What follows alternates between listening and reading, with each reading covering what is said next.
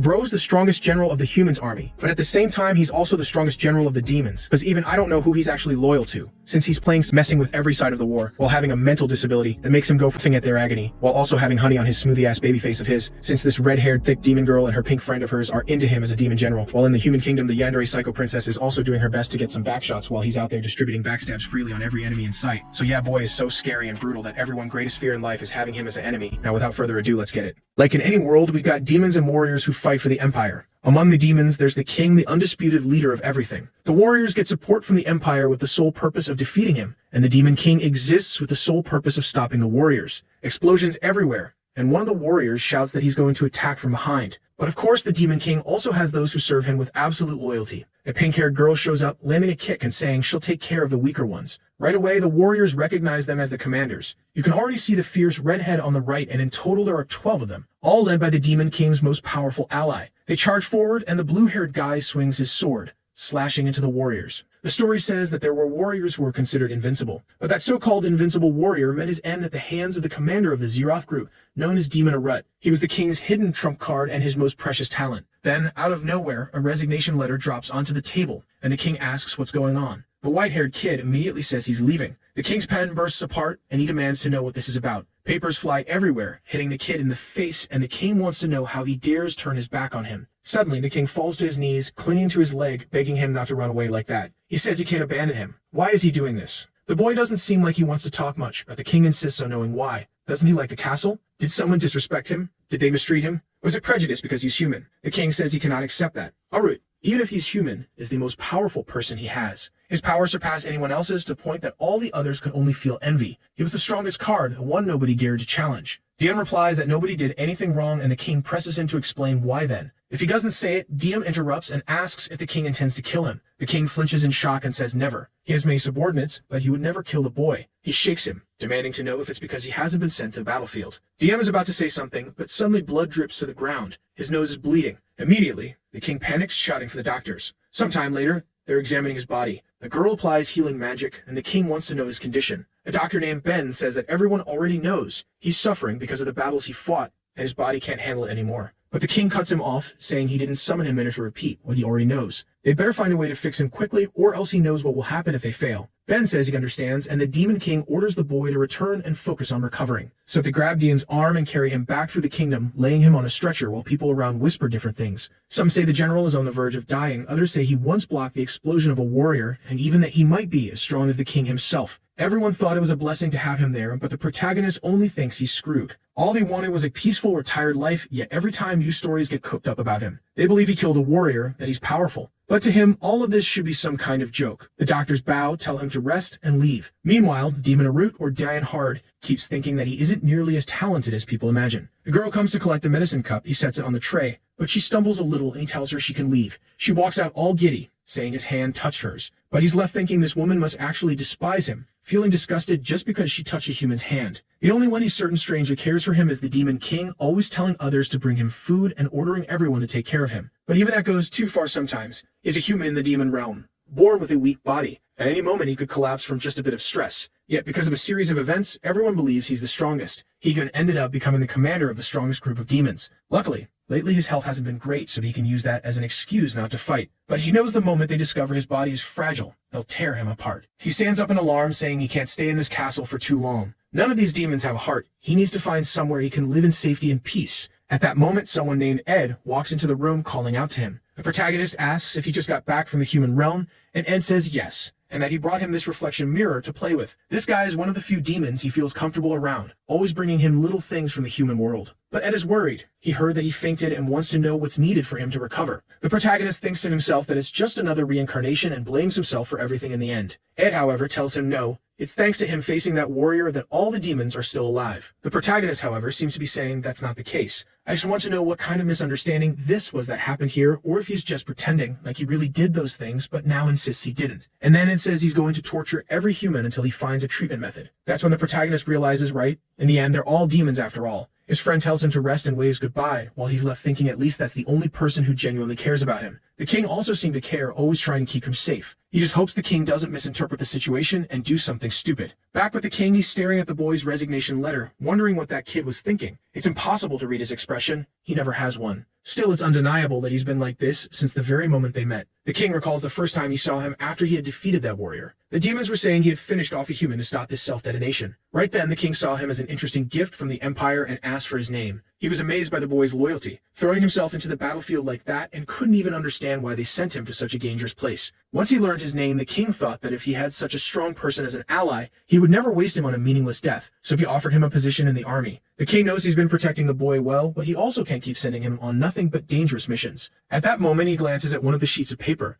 and it looks like he gets an idea. Right away, he orders all the commanders to be summoned, saying they had an important meeting, while thinking this would make the boy happy. But meanwhile, the boy is trembling in bed. Suddenly, he storms out of the room in pure anger. The damn king is calling for him just as he was resting. The bastard who put him in this room now pulling something like this out of nowhere. Worst of all, it's a commander's meeting, meaning every single powerhouse in the castle is going to be there, which only makes it worse for him. It's practically like walking straight into a death trap. He knows he doesn't stand a chance against anyone there, so the only strategy is not to provoke. A blonde demon girl there says she's never actually seen the human who lives in the castle. Her friend beside her says she missed the amazing moment when he killed the warrior, then turned and said, "My name is Demon Arut." They all misunderstood his name completely, and the girl comments that she's never heard of a demon with such an evil-sounding name. It really fits. The protagonist is standing off to the side, thinking these idiots got it wrong. His name is Dion Hart. Then his friend quickly covers her mouth and tells her to let him through, otherwise both of them will die. While the protagonist is thinking he himself might die any second because his body is completely fragile. He can't understand how these misunderstandings keep spreading like wildfire,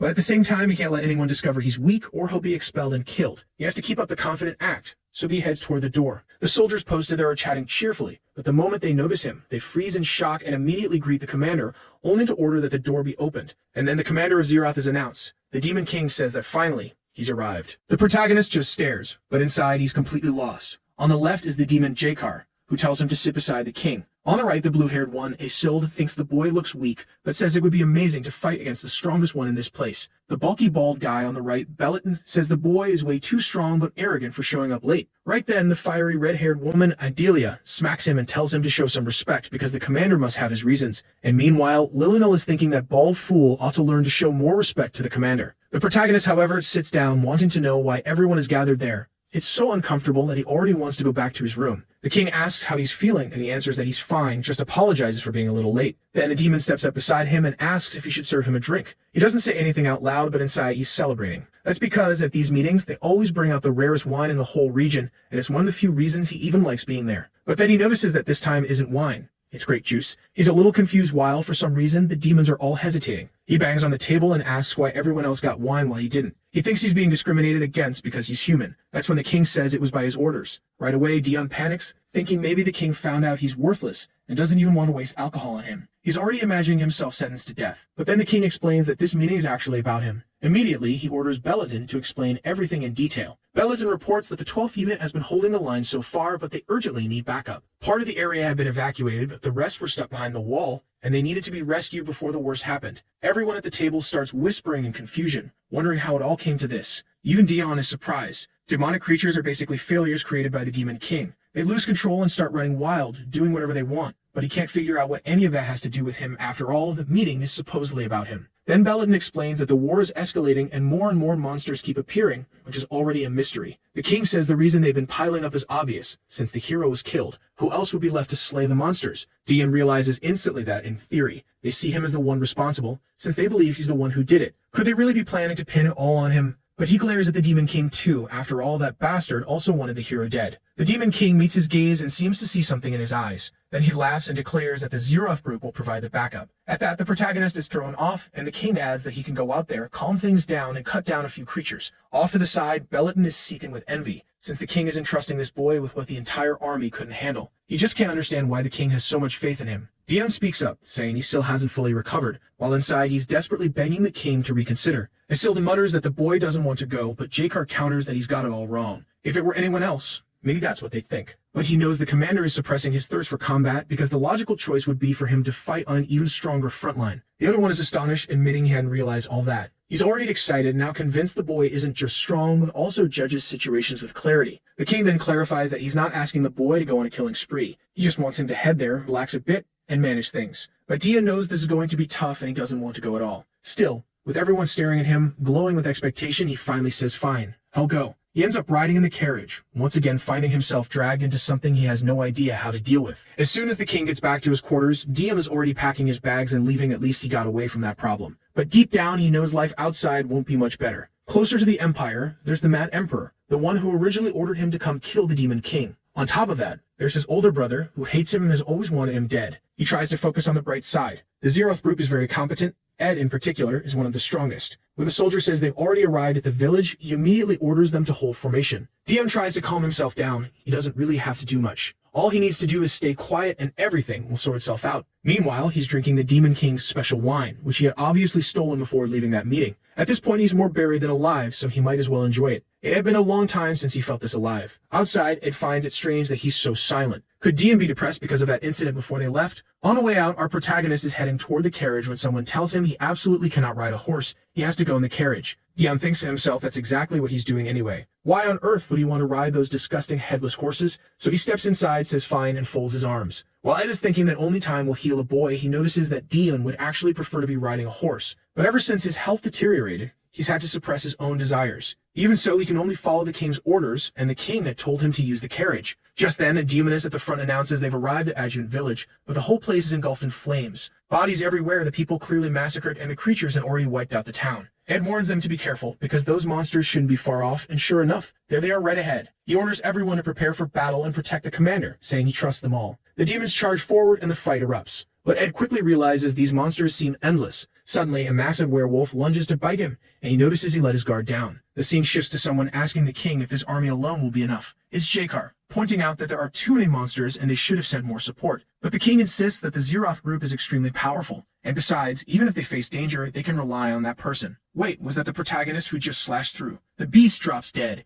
and Ed is left stunned at the monster's body lying on the ground. Right away, he calls out to the commander, but the boy points his dagger right at his face and asks if he's the enemy too. Ed realizes he's acting the way he does when he's drunk and quickly reassures him he's not the enemy. The protagonist then asks if that thing over there is the enemy. The wolf seems to leap at him again, and just like that, the boy slams into the ground with an explosion. What the hell? I thought he'd shake it off like Chad, but no. He's completely wrecked against the wall. He says now he knows who the enemy is, then charges in with a flurry of slashes, saying it's time to go insane. Another 4 or 5 monsters rush from each side, but all it takes is him gripping the dagger tighter and cutting through everything. The rest of the army is frozen in shock, just watching the commander, the one who never leaves a body intact. He grabs one of the creatures and says it's her turn. Everyone knew he never stopped cutting until he was certain the enemy was dead. The remaining monsters are even afraid to attack as he finishes off yet another one. The scene then shifts to a castle, where someone informs His Majesty that he's seen the Zeroth group. According to the reports, they were just as strong and merciless as the rumors claimed. Emperor Eduardo of Desert says it reminds him of a certain person, and now that the demons have begun to act, they cannot sit still. He then declares they have the perfect person for this task. In other words, he's giving him the chance to bring honor to the Empire. The man humbly accepts His Majesty's command,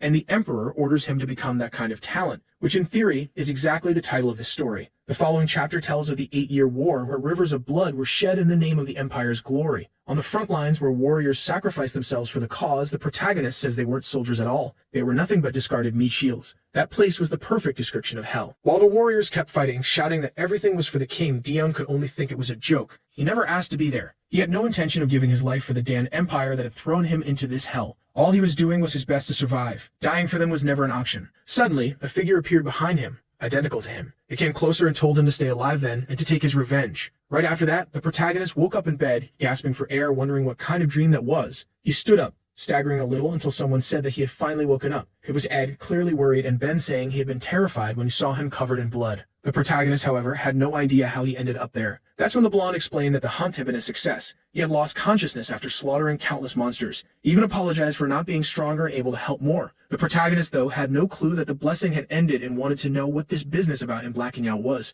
Ben then said he must have suffered memory loss from being so badly injured. DM was confused, but he did remember taking a sip of that drink and then smashing into the rock. Could it be that he got drunk and did something stupid? But this wasn't just any wound. He had completely blacked out, not remembering anything that happened. Ben tried to calm him down, saying the army had completed the mission without a single casualty, and that the boy was truly an inspiration. Dian, though, was convinced he hadn't done a thing. The doctor told him to stop being modest, but he just wanted to understand how the rest of the army managed everything. He even apologized to Ed for getting involved and causing so much trouble. But Ed smiled, saying the opposite. He was phenomenal. The way he took the initiative and wiped out the creatures was the very definition of a commander. Still, Ben advised him to start taking things easier. Even if he was strong, his body was still injured from other battles, so it would be better to take care of himself. Dion remained lost, not remembering killing any monsters at all. So now the question was, does he only become strong when he's drunk, or does he always forget his fights? Ed reassured him not to worry, that the army would only grow stronger and that he could count on them. Dion, however, just felt uncomfortable. He wanted those bastards out of his room. And that's when two more walked in, one beauty and the other a big musclehead,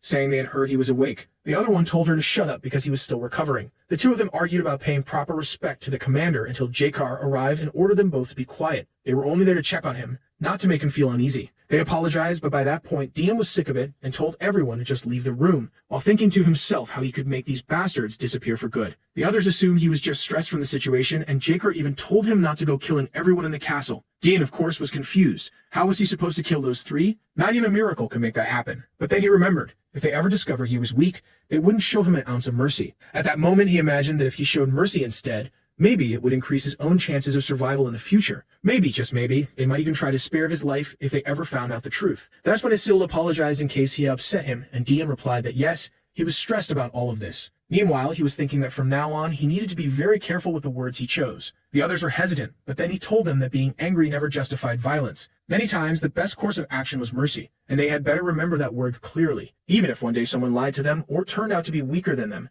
that person still deserved mercy. As he sat there, he was thinking he hoped they would truly remember it. But the group looks a little down, only saying they understood. DM can't figure it out. Are they thinking he's just a loudmouth human who talks too much, or what? Jakar, however, simply thinks it's a strange way of showing forgiveness. That he says the mission was a success and praises his work. Idelia, all cheerful, says that everyone in the castle is talking about his heroic act and how he wiped out half the creatures on his own. The protagonist just thinks that's a false rumor. He wants to know who's out there giving him credit for someone else's work. Seeing Ed smiling like an idiot, he wonders why that bastard is grinning so much. That's when Isilde speaks up, saying he heard about his performance and came to make a formal request. Dion asks what it is. The guy then says that once he's fully recovered, he wants the chance to fight him. But this bastard is the third in command of the king's personal guard. Dion knows he doesn't stand a chance. Now it's pretty clear, isn't it, why the king gave him grape juice instead of wine. He hesitantly asks if the guy really wants to duel him. Obviously, Isilde answers excitedly, saying yes. He's eager to see just how amazing he is and maybe learn a thing or two. Jakar agrees, saying it'll be interesting, while thinking to himself that the commander has never actually fought anyone in the army. This would be the perfect chance to witness his skills with his own eyes. Idelia is just as thrilled, curious about who this strong person really is and what his fighting style looks like. It would be incredible to see. Dion wants to back out, but all three of them are there, glowing with excitement. He's dying to say no, but what will they think if he refuses? The problem is, just one look at Isilde and it's obvious. That guy could finish him with a single punch. So he replies that it's not a good idea. The fight against the creatures is still fresh in his mind, so there's always the possibility of death. But Isilde thinks the boy is just scared of fighting him. The protagonist realizes, of course, that the excuse isn't working. Jakar then says he's impressed with such confidence, because in his eyes, the commander is refusing out of fear of killing poor Isilde.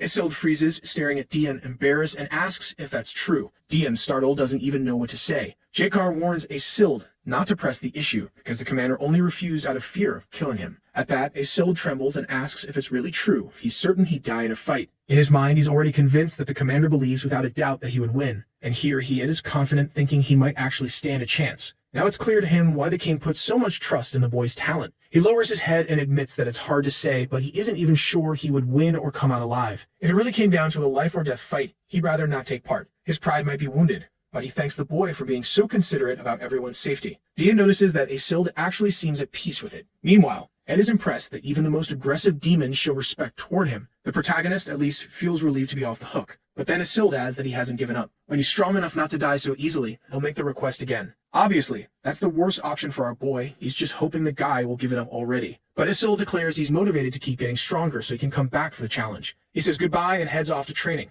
Jakar compliments the protagonist, saying that Isilde had been down lately, but with just a few words, he managed to restore his energy. The protagonist, however, is already staggering and Ed steps in to help, apologizing to everyone and explaining that the commander needs rest. They apologize as they leave, while Dean is once again wishing he could escape this place. That's when Jakar says that after he fights Isilde, he wants a match too, and he's already looking forward to it. The protagonist collapses on the bed and says he's going to sleep. He needs to get out of this demon kingdom soon. Sometime later, outside, he's exhausted. It's Ed all day inviting him to talk with the army, the doctor telling him to focus on recovery, and demons calling him to spar. He can't understand why everyone wants to interact with him so much. Frustrated, he kicks a rock, yelling for them to leave him alone. But that rock ends up hitting a couple of demons in the head right up front. Obviously, they're not happy about it and turn around to see who it was, but then they see Dion freeze and immediately bow, wishing him good night and apologizing for making noise. The protagonist has no idea what they're talking about, but they explain there had been an incubus causing trouble, and they were trying to move him away. Now that same guy is standing there trembling, even though he supposedly has one of the most overpowered magics in the world. Everyone else scattered, but the protagonist doesn't know what to do with this guy still shaking in front of him. The boy thinks he's done for. He knows the commander is quiet but more brutal than any demon when angered. He even cries, saying this is the day he dies. But Dion, acting gentle, reaches out his hand and tells him to stand up, saying the others already left.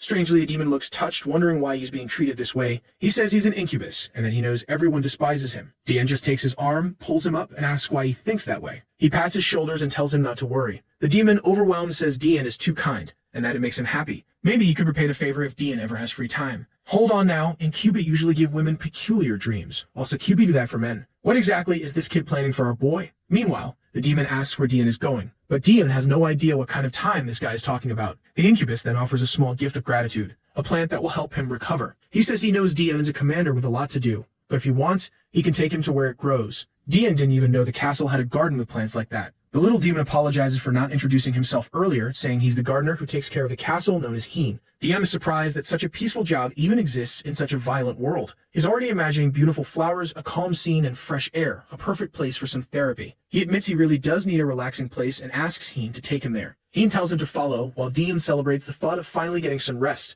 And so they arrive. The garden's actually kind of cute, the boy remarks. The smell of fresh plants and clean air surrounds him. But of course, the first plant he sees tries to take a bite out of him, and he barely dodges in time. Heen quickly scolds the plant, saying it's being naughty and shouldn't bite visitors. Was it looking to learn another lesson? The plant immediately droops, and Heen apologizes, saying it was just too excited to see him. The protagonist, however, is sure the plant noticed he was weak and attacked right away. And now it's clear what kind of garden this really is. It's better to get out of there fast. So he says he just remembered he has something else to do and waves goodbye. Heen asks where he's going, and Dion answers that he's heading to the training hall. He needs to meet with the army and practice as soon as possible. He says goodnight and leaves Heen standing there, confused, thinking it must really be something urgent. Next time he decides they'll give him a gift, since Dion seemed to like the plants so much. Meanwhile, the protagonist can only shiver at the thought. He was stupid to think anything in this place could ever be normal. All he wants now is to get back to his room, the only peaceful spot, before he runs into anyone else. After all, he wants to avoid the army because he's sure he got drunk, made a fool of himself, and embarrassed himself. He remembers Ed telling him to give some kind of motivational speech since he never does anything. But the truth is, that was just his way of interpreting it. The guy never actually said anything like that. So he heads over to the training hall, which is completely empty. Nobody had arrived yet, and since he's supposed to give that speech, he wonders where he should sit. Then he notices some wooden swords and decides to pick one up to practice a little. He doesn't remember anything because he was drunk, but at least now he'll get the chance to see these guys in action. But the moment he swings the sword, it hits the ground and he realizes it's way too heavy. It's embarrassing to admit, but he can't even lift a wooden sword, let alone a steel one. With muscles this pathetic, it's better for him to stick to just a dagger. But then he notices something beside him. There's a whole group of demons staring at him wide-eyed. The protagonist wonders if they just saw what happened. But in their eyes, he's standing there, glaring at them all, ready for battle. Everyone gets excited, asking if the commander is alright, saying he had them all worried. They start praising him, talking about how incredible he was on the last mission, that they've never seen anyone like him. Dion tells them all to calm down while trying to figure out what in the world these lunatics are even talking about. On top of that, everyone's looking at him emotionally, and he doesn't get why. So he turns and says that unfortunately he couldn't come here after the mission, but he compliments the work of everyone who participated. Dion's real goal is to give them as much freedom as possible, let them train and do what they want. So he tells them they don't need his help since they're already excellent at their jobs. But suddenly, one of them draws his sword and charges. The protagonist stumbles at that exact moment. He doesn't want to fall. It would be humiliating in front of everyone. But as he crouches, the blade slices past him. Shocked, the guy asks how he managed to dodge. Dion has no clue, but everyone else is rushing in, asking if the commander is okay. The protagonist realizes he isn't safe here and tries to turn quickly, but in doing so, he accidentally elbows the guy in the face, knocking him flat on his back. The man shouts that he's a bastard, the damned demon a rut, and then the protagonist notices.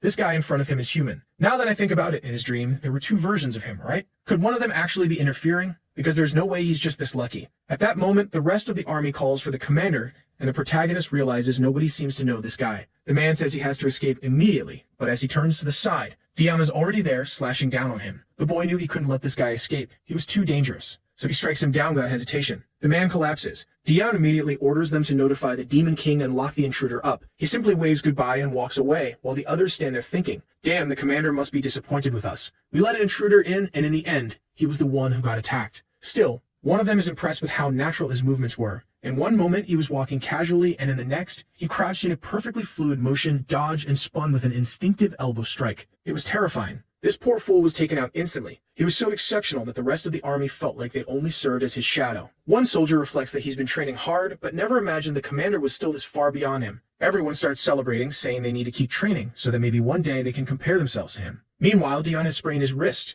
just from swinging that wooden sword around. But whatever, the army will handle that guy. So it's time for him to head back to his room. Sometime later, he wakes up groggy, and who's already there beside him? The damn king, saying he had been sleeping like a rock. The protagonist wonders if this is a dream, but the king tells him no, this is reality. He knows the boy just woke up, but insists that he come with him. That, of course, is the last thing Dion wants. He just woke up and only wants to rest. But if the king himself is there, it must be urgent. So he asks if it's about that intruder. The king places a hand on his shoulder and says yes, and tells him to come along. They descend the stairs, and the protagonist can't help but wonder why they're heading toward the castle dungeon. Could it be that the intruder is still alive, or maybe he said something important? But when they arrive, the man is torn apart, with corpses scattered around him. He had been completely destroyed. That's exactly what Dion asks, what happened during the night. The king tells him to take a closer look and asks if the man doesn't seem familiar. Dion finds him strange. He was a human, strong enough to slaughter countless demons, and he seemed to grow even stronger when facing the demon king. Then Dion recognizes it. This man is what's known as a hero, and Dion knows very well that heroes, when fighting the demon king, have only two choices. They can self-destruct, causing critical damage if the demon king is nearby, or they can spread their power in the form of fragments, essentially granting others in the world the power of heroes. Most warriors choose the second path since the empire depends on those fragments,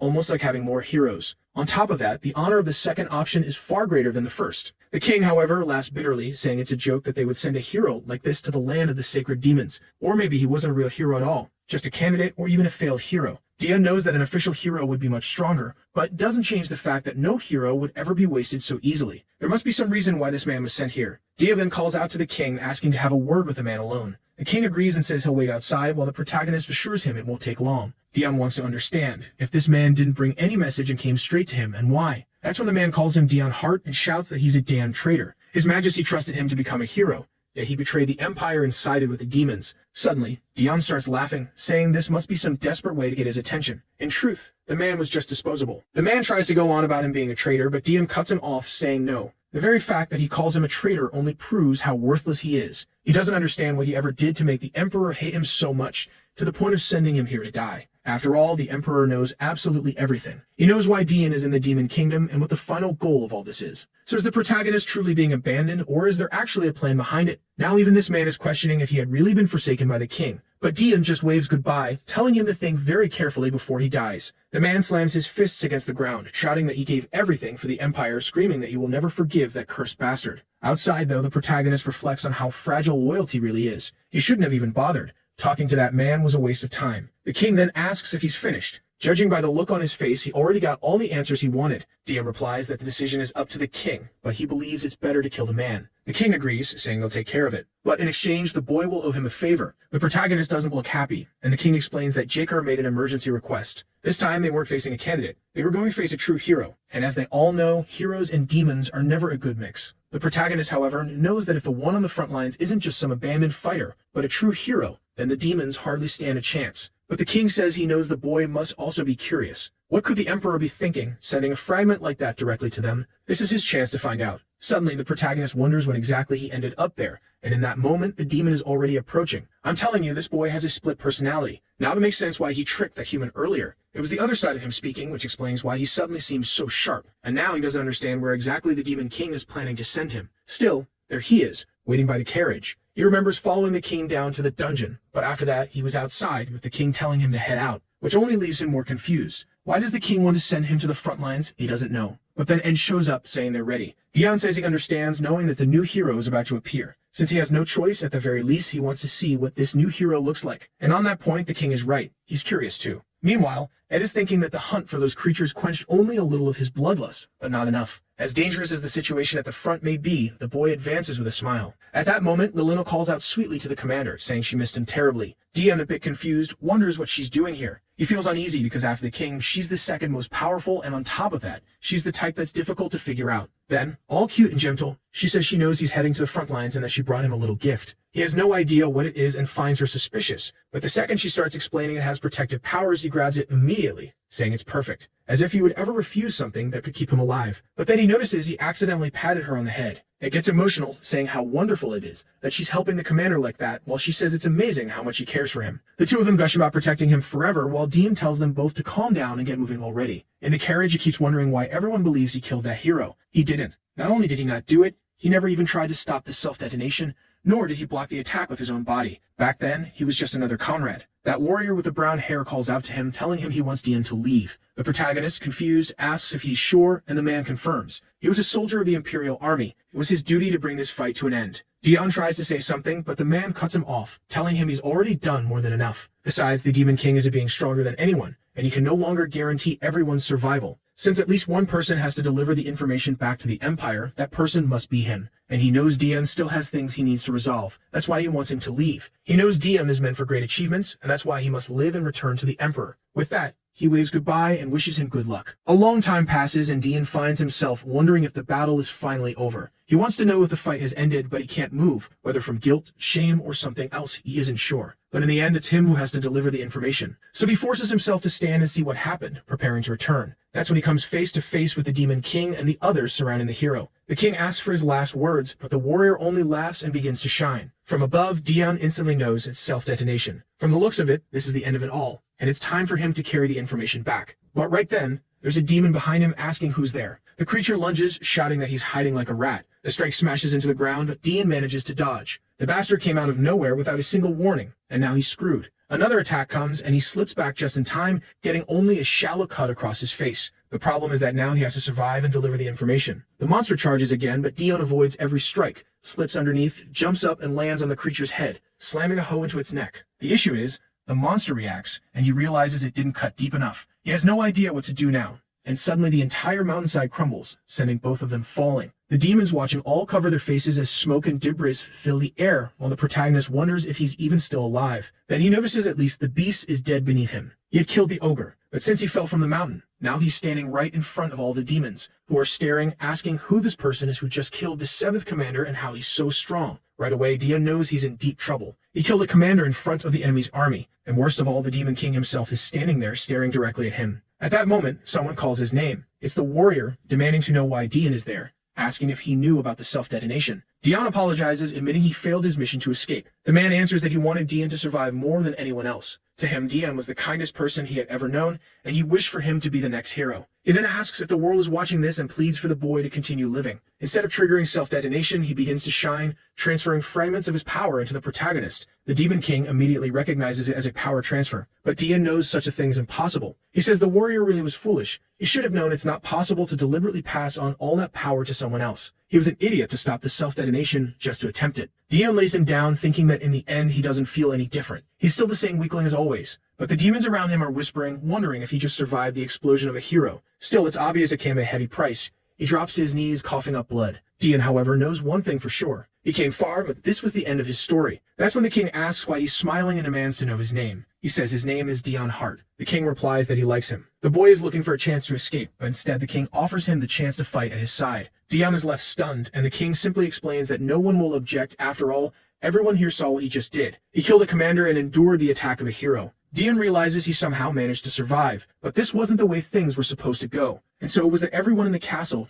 came to believe he had the strength to kill a commander and withstand the attack of a hero, an attack powerful enough to kill even the Demon King. At that moment, Ed opens the carriage and announces that they've reached the border between the Demon Kingdom and human lands, the front line, where the battle never ends. Jakar shows up, battered and worn, saying they have been waiting for the boy. With his hands trembling, he admits he should have fallen back instead of coming to this place, but in the end, Dian never really has a choice. He laughs, saying life is a curse. Jakar thinks only the commander would arrive at the battlefield laughing, eager to fight, but he asks the boy to hold himself back a little, because his moment is coming. Dian has no idea what moment he's talking about, and of course, Jakar explains that he and everyone else will be joining the battle as soon as the Empire attacks again. Now I can't stop thinking, why does the king know that he absorbed the power and didn't just tank it? So who's playing fourth-dimensional chess here? Dear God, I need answers. But then I remembered, back when he was possessed in the cell, he told the other guy that he had an agreement with the Emperor, who knew everything. Could it be that the Emperor is controlling his second personality? My God, I need to stop overthinking and just follow the story. Eventually, I'll find out. Meanwhile, on the Empire's front lines, word spreads that the Zeroth unit had arrived together with their commander. Apparently, his presence lifted the spirits of the troops, while on the other side, the humans weren't nearly as motivated. The captain hesitates. He hadn't expected that the commander, the king's trump card, would actually show up there. He'd heard this guy was the most exceptional of them all. The man on his right asks what they're going to do now. It's no longer possible to guarantee victory. The captain replies that they'll have to send the assassin, but the mustached officer argues that the chances of success are minimal. The captain answers that they at least need to confirm if this man really exists. The rumors are terrifying, but maybe it's all been fabricated. Some illusion created by the Demon King to keep his soldiers' morale high. This then is the current human hero, known as Cruel. He says that if an assassin can confirm the existence of this boy, that alone would already count as an achievement. The scene shifts to Ed wrapping bandages around our boy, who is of course trying to figure out how to escape the battle entirely. The problem is, he's the commander of Zeroth, right? How is he supposed to walk away from that? Ed asks if he's okay, finding it hard to bandage him properly because he keeps trembling. Dion says yes and tells him not to overdo it. There's no need to be so careful. After all, his real plan is simple. Take one look at the hero, then bolt. But Ed just stares at him with a worried face, saying the war could break out any minute, and of course he needs to be careful. He even gets angry that the boy never takes care of himself. Dion can't understand why this guy cares so much about him. All he ever does is cough up blood and faint. Why do they put in so much effort for him? Maybe Ed's really an angel disguised as a demon, at least until he blurts out that they're prepared to wipe all those bastard humans off the face of existence. And just like that, our boy ends up wrapped up like a mummy, apparently with some special treatment created by the Demon King himself to keep him from losing even a bit of body heat and to maintain his health at the maximum. On top of that, he's given magic cloak, and Ed says it must mean the commander is incredibly valuable. The protagonist thinks the demon probably acts like this because he has enough power to burn. After all, demon's magic is limited and mana once spent can't be restored. There's even a legend that the more mana demons use, the sooner heroes appear. So if the king is throwing it around so carelessly, it must mean he's confident he'll win against the next hero. But with that, the mummy-wrapped protagonist was now prepared for war. And Ed, full of excitement, says he's certain that the Zeroth unit will win this time. Dion just thanks him and says he'll take a look around the battlefield and the troops. Ed is left emotional, saying he's never seen him so motivated. But Dion's real goal is to find the perfect place to hide, until of course he runs into everyone, who are all thrilled to see the commander standing there in the flesh. Everyone is shouting that now they'll surely win, while Jakar agrees with the king that the boy's presence boosts everyone's morale. But high up in a tree, someone is watching, and he finally lays eyes on the infamous commander of Zeroth. So the boy was real after all. He looks smaller and weaker than expected, but that unnatural calm before battle and the intense aura radiating from him prove that he's not someone to be underestimated. Maybe the rumors really have been exaggerated. The assassin could either retreat now to confirm the boy's existence, or he could test how good he really was. He chooses the latter and throws a poison dart at Dion, who as always, just as it's about to hit, crouches down and accidentally trips. The assassin stares in shock and bolts in panic. Meanwhile, our boy is utterly confused, stumbling over rocks before the war even begins. He's certain he's going to die. Someone up front asks what just happened, and he stands up, saying he was just stretching. But the problem now is that everyone's watching him, so how is he supposed to find a safe place to hide? The man in the tree sees him walking back and realizes maybe he wasn't spotted. Or perhaps he simply doesn't want to alert anyone yet and instead sends his most skilled subordinate to hunt him down. Still, he can't be sure. The encounter wasn't enough to confirm the boy's true ability, so he decides this next attempt will be a final chance. Just then, Ed asks what's wrong. Had he already finished the inspection? Dion says yes and quickly changes the subject, asking about the new hero from the Imperial Army. His friend replies that the man has kept his face hidden behind a helm ever since he appeared, but everyone knows he's an exceptional swordsman. From the rooftop, the assassin listens, realizing they're talking about Lord Cruel. Could it be they already discovered he was the one who sent him? At that moment, Dion suddenly blurts out, "What's this over here? Alcohol?" He's furious. There shouldn't be any Turks there. And worse, he's angry because they won't let him drink, yet the others are drinking freely. Ed apologizes, saying it was actually prepared for the boy. Immediately, Dion's expression changes, and he asks if he can really drink it. Ed tells him, of course, pours it, and Dion thanks him. Our boy is thrilled, but then he hears a strange sound. He looks behind him, and Ed asks what's wrong. He answers it's nothing serious. But the assassin had thrown a pebble to distract him, and the moment Dion turned, he slipped poison into the cup, a poison so lethal it could kill anyone instantly. The assassin is certain he's done for. Dion is about to take a sip. He raises the cup, hesitating, and Ed asks what the problem is. Suddenly, Dion hurls the cup to the ground, saying the place is full of insects. But even he wonders why the cup slipped from his hand like that. When Ed was pouring, a fly had been buzzing around, and as Dion lifted the cup, the insect kept buzzing by his ear, irritating him. He swatted at it without thinking, and the cup slipped. At this point, I'm convinced it has to be his second soul, that other personality at work, because there's no way he's this lucky. He starts to apologize, but Ed notices the cup on the ground sizzling with smoke and realizes it was poisoned. He looks around but finds nothing, only warning that an intruder was here. At that very moment, the assassin flees in desperation, muttering that he must report back to the Empire. Lord Cruel had to be told the commander of the demon army was extremely dangerous. Meanwhile, Jakar announces that someone had infiltrated with the clear goal of assassinating the commander. Everyone is confused, wondering how no one noticed. But Jakar warns them all that they'll be punished later for allowing enemies to get so close. Dion stands just behind him, sweating cold. He had almost died. Ed, disappointed, apologizes, calling himself incompetent for failing to sense the intruder. DM replies that he's actually impressed even Ed didn't notice, which only proves the assassin was incredibly skilled. He thinks to himself it's about time he was relieved of this position anyway. Being commander is like painting a target on his back. Worst of all, he didn't even get to drink because of that damned assassin. Then he notices a bottle in someone else's hand. Right away he calls out to Ed, who insists he'll accept any punishment, but Dean just wants to know, was that bottle of wine brand new? He said yes, so our boy grabs the bottle from the other guy's hand and says the poison was in the cup, not in the bottle. That means there's no problem all drinking this. The protagonist, acting like some drunk uncle, ready to risk his life just for a drink. Back at Cruel's base, the guy is reporting that DM is dangerous. He's 100% sure now that the rumors were true and they don't stand a chance against him. Cruel looks shaken since the assassin they sent wasn't some amateur, and yet he came back completely wrecked. The only way they could win against that guy would be if they had that certain person. The mustache guy asks if he's talking about the other Imperial hero, and Cruel says yes, only that hero, unfortunately, isn't available. Their only option might be to retreat. That indecisive guy chimes in again, saying if they retreat now, everyone will think they're just too scared of the commander. Cruel slams the map and says they will retreat, but whoever dares to chase them will meet a perfect death. Besides, it's not worth raising their swords in this piece of land where the sun doesn't even rise. His real plan is to make it clear to the demons that if they don't invade human territory, they can also stay at peace. The mustache one agrees, but wants to know what he should report back to the Empire. Cruel just says he was ordered to reclaim the lands the demons had taken, not to expand even further. Now that they've taken back what was theirs, there's no reason to push ahead. That's what he'll report. Cruel feels calm. This won't ruin his first outing as a hero. At the very least, it'll keep people from doubting what he's capable of. All he hopes now is that those demons don't cause too much trouble. The mustache guy tries to reassure him, saying he heard this so-called commander barely even joins the fighting. But right then, someone bursts in calling for the commander, saying the demons are advancing together with Zeroth's troops. Exactly what Cruel didn't want.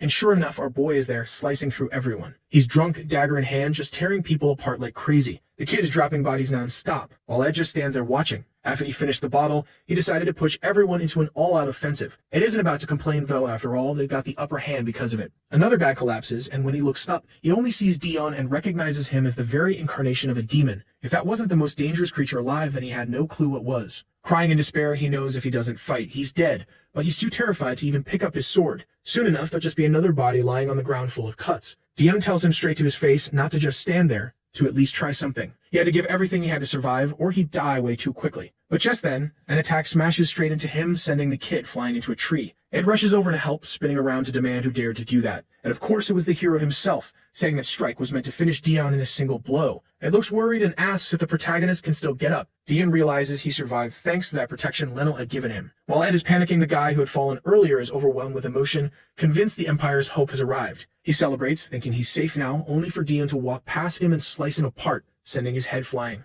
Brutal. That the protagonist goes straight up to the warrior, saying he had been looking forward to meeting him. Cruel answers that hero is just a generous title, but Dion is curious, saying people have been talking about him non-stop. What struck him as strange, though, was how familiar his voice sounded, like they'd met before. So why doesn't he take off that helmet? Cruel replies that he won't remove his armor in front of an enemy. Besides that, he wasn't feeling at all like the person standing in front of him was familiar. And as he kept watching the boy, he wondered why this guy was even saying that if they had never met before. Dion, who was fooling around with his little dagger, suddenly said fine, if that's how it was, that he just had to end it. The attack was aimed straight at the eye, but Dion managed to duck, realizing the boy was faster than he expected, though he still managed to land a counter with his dagger. Both of them stepped back, and Dion praised his speed. Right after that, Cruel rushed in again, and Dion had to defend himself. That's when he said he'd have to find out whether this guy was really a hero or not. Cruel launched a flurry of attacks, saying this was the test, while noticing that no matter how fast the commander was, his strikes were light. One more hit to the hand sent Dion's dagger flying, and from the look of it, the protagonist wavered there for a second. Cruel saw it as the perfect chance to finish him right then and there. But Dion quickly pulled another dagger from his leg and blocked the next strike. They glared at each other, then Dion landed a hard kick, and once again they both backed off. Cruel kept thinking his attacks were too light.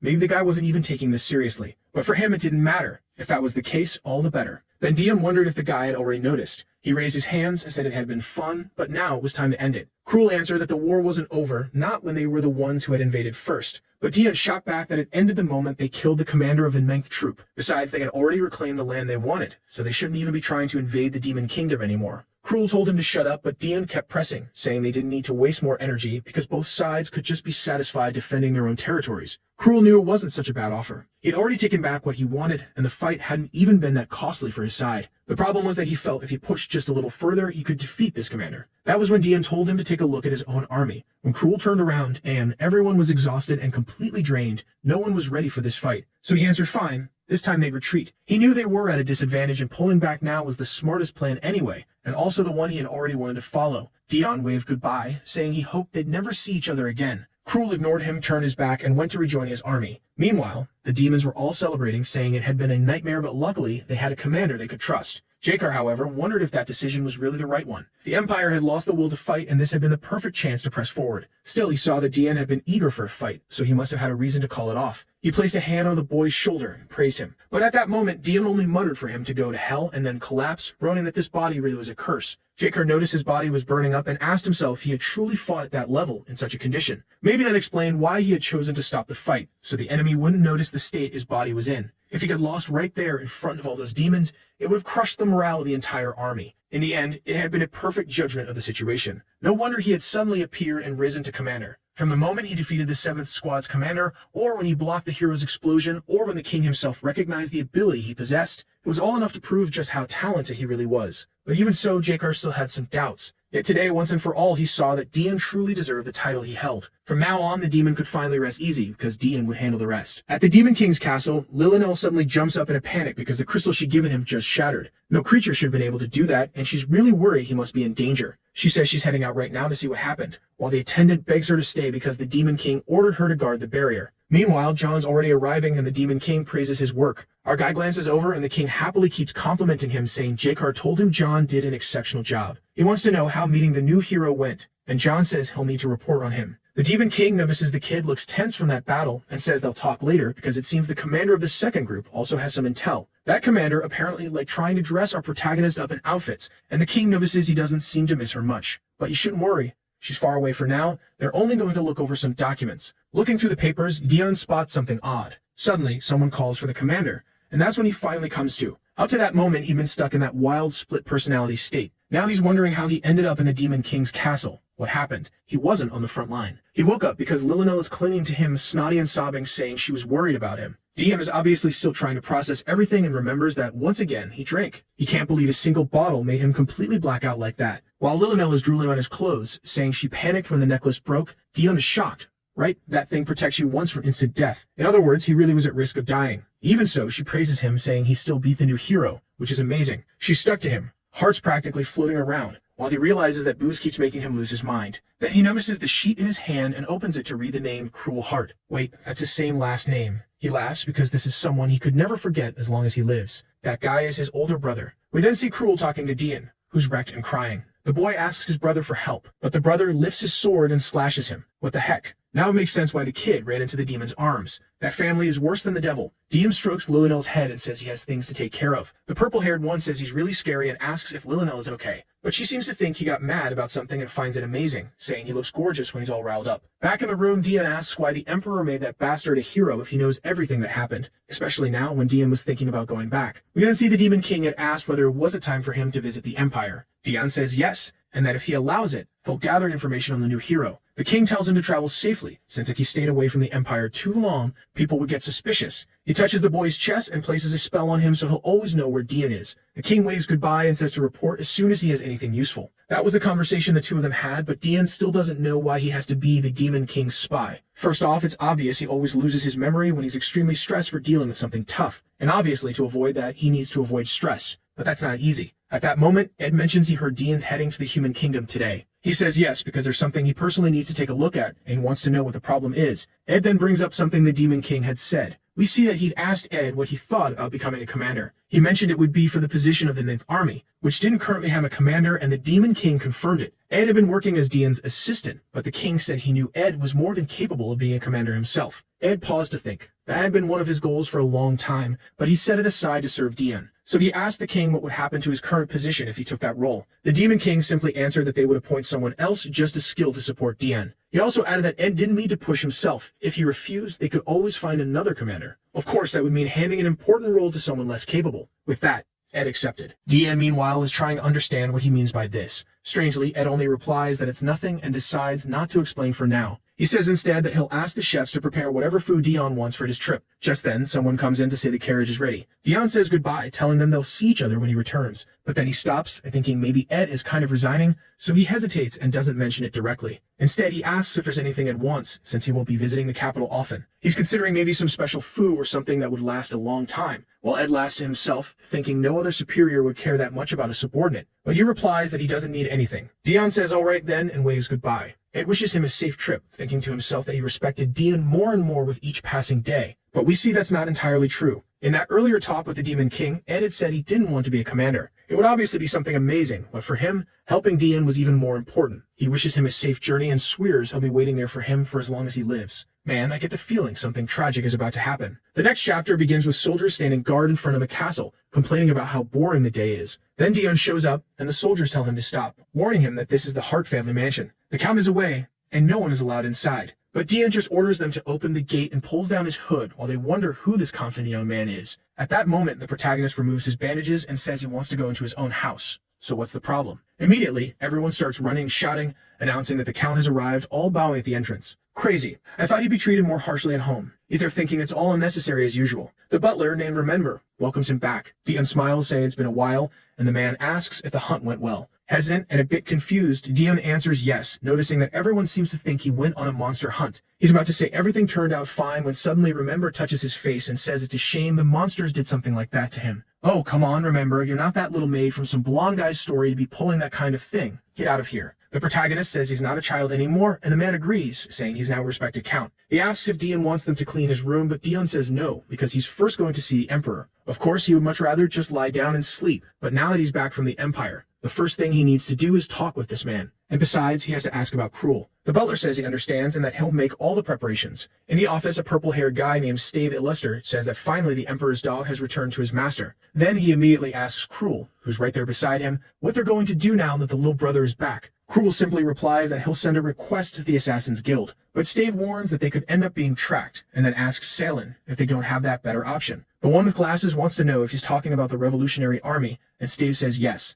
A group motivated to rip the Emperor off the throne. Even if they get caught, that's not a problem. Cruel says fine then, he'll get in touch with those people. Stave gets excited, saying he's looking forward to the results from the hero. Back at the castle, the maids are all thrilled, saying our boy looks wonderful in that little cape of his. He's completely confused. From the moment he arrived, these weirdos haven't stopped for a second. They bathed him, changed his clothes, did all sorts of things. Worst of all, they're standing there imagining him in different outfits, striking different poses. He just decides he needs to get out quickly and thanks Remember for taking care of the mansion while he was away. Remember says it was just his job and then adds that he was actually waiting for Dion to return because he's been feeling really tired and wants to discuss retirement. Dion panics. This was the only person who could manage the place considering he himself does nothing. But then Remember laughs and says he was joking, leaving the boy furious and confused, telling him to just go already. Getting into the carriage, Dion says he doesn't need much security since very few people in the Empire know about his return. Now he's sitting there thinking, back in the demon realm, he had to flatter the Demon King. And here he'll have to do the same with the Emperor. The worst part is this man is no less intimidating than the Demon King. Eduardo Desert is the ninth prince who seized the throne by force. He killed every one of his 8 brothers and sisters, killed the king, and took the crown. At least he earned it in a twisted way. But obviously the throne he sits on is soaked in blood, and the land had once been known as a nation. From that day forward became known simply as the Empire. He was arrogant enough to rename the place, and of course the other kingdoms started pushing for war. That war dragged on for 8 years and turned Dion's life upside down. Times so horrible that he can barely remember anything, which is probably for the best, since he has no desire to recall them anyway. During that war, Eduardo conquered another third of the continent and folded it all into the so-called Empire. In recognition of his role in that war, Dion was granted the title of Count. He doesn't remember clearly what he did, just that he had to fight for his life every single day. What he can't forget, though, is the life goal he set for himself during those times, even if that same goal eventually got him enslaved by both the demons and the Empire. While he's lost in these thoughts, the carriage starts shaking and he steps out to see what's going on. Outside, a fight is breaking out, and right away Dion notices that the men have armbands marked with an eagle. At least they're stupid enough to be easy to recognize. But he also notices the fight isn't going well on their side, and suddenly one of them appears right next to him. He starts to turn, but the guy grabs him by the neck,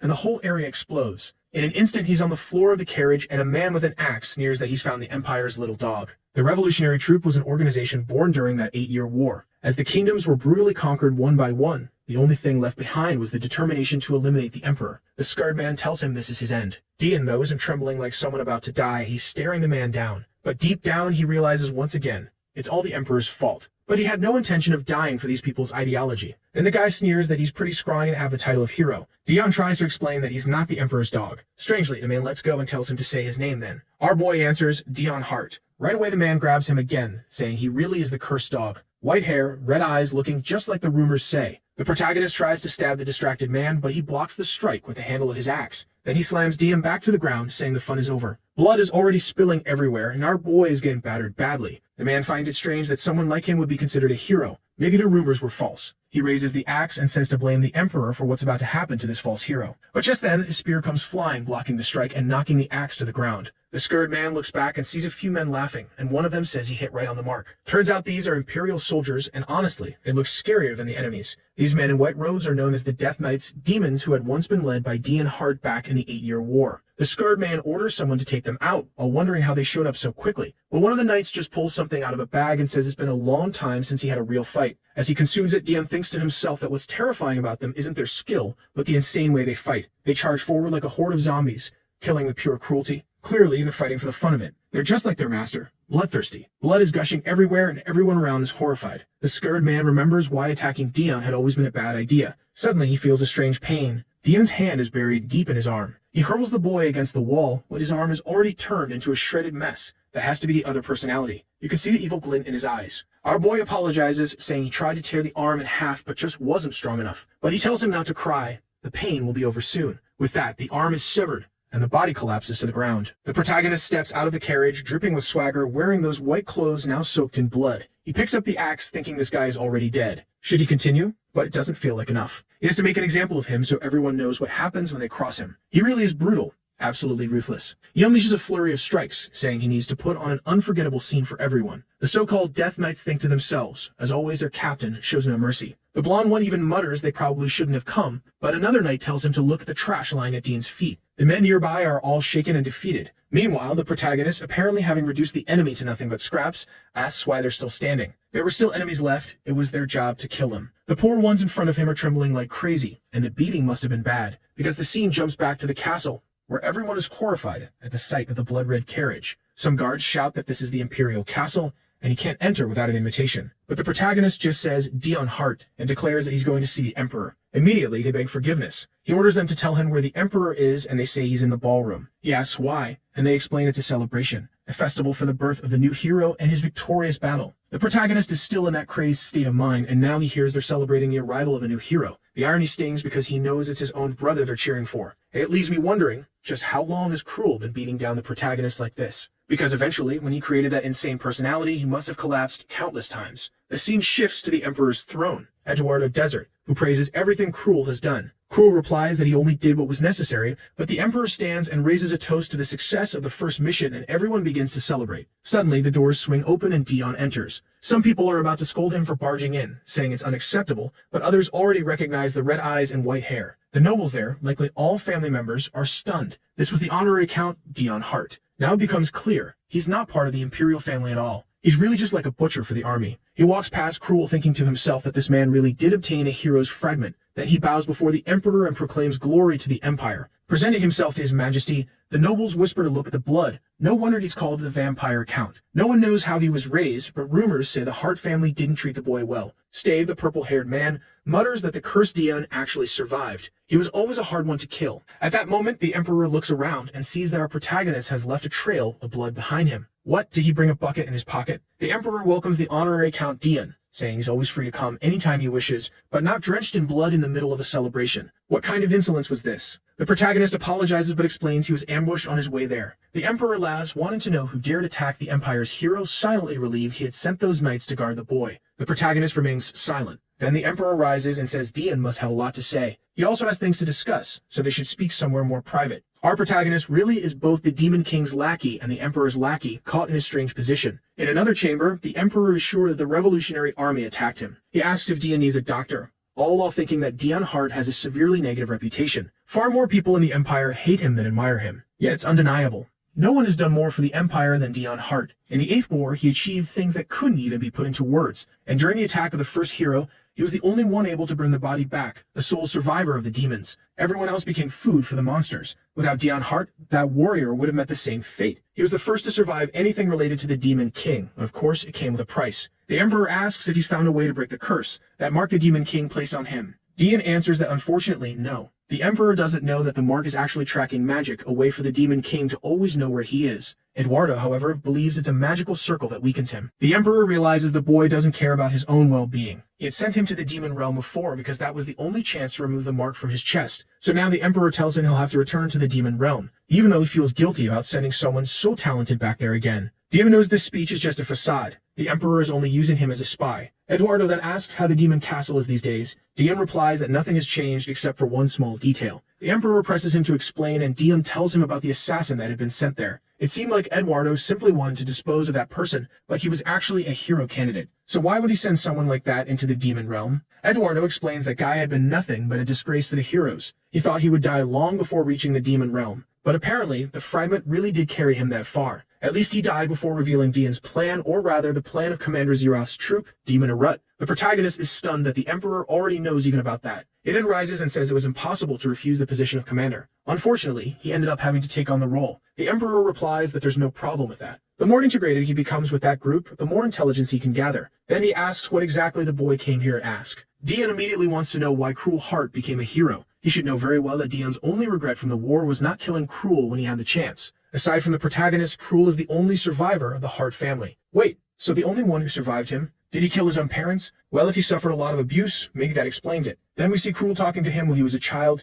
telling him he shouldn't keep their parents waiting. The little boy, all sweet, apologizes and asks if it's time for dinner. Cruel tells him to hurry up. The protagonist, though, seems hesitant, asking if they won't get in trouble or something like that. But his brother pulls his hand away, telling him not to touch, saying he's dirty from training. Awkwardly, Dian apologizes and asks Cruel to wait just a moment. He wanted to walk by his side, but his brother just keeps running. Suddenly, Dian bumps into his back with his head. Cruel turns and asks if he likes the painting so much. He always stares at it. Dian answers that yes, because it shows they're a family. Cruel dismisses it, saying it's just a painting. Then he orders the boy to stop showing up so much and to spend more time in his room. Dian always felt lonely in that house. The maids whispered in the halls that he was different from everyone else. For some reason, he had white hair and red eyes, which was strange. He probably wasn't a biological child of the family, but for the boy, whenever he looked at that painting, he felt like part of the family. He wished he also had black hair and green eyes, the signature traits of the Hart family. At the dining table, his father says Dian is late and reminds him he had told them to come quickly. Meanwhile, his mother asks if Dian is alright. If he has a fever or something like that, he can stay home that night. Dian says no. He wants to go along. The father snaps at her to stop offering that, saying Dian can't stay at home forever. But she replies that she can't help but worry. He's extremely fragile and something could happen to him if he leaves. The father just gets more irritated, saying they can't keep locking him up forever. Eventually, he has to show his face in public, even if it means sparking rumors. He also warns Dian that he must be extremely careful never to let anyone find out about his flaw. With his head lowered, the protagonist says he understands and will be careful. That flaw, of course, is his unusual appearance and constant illness,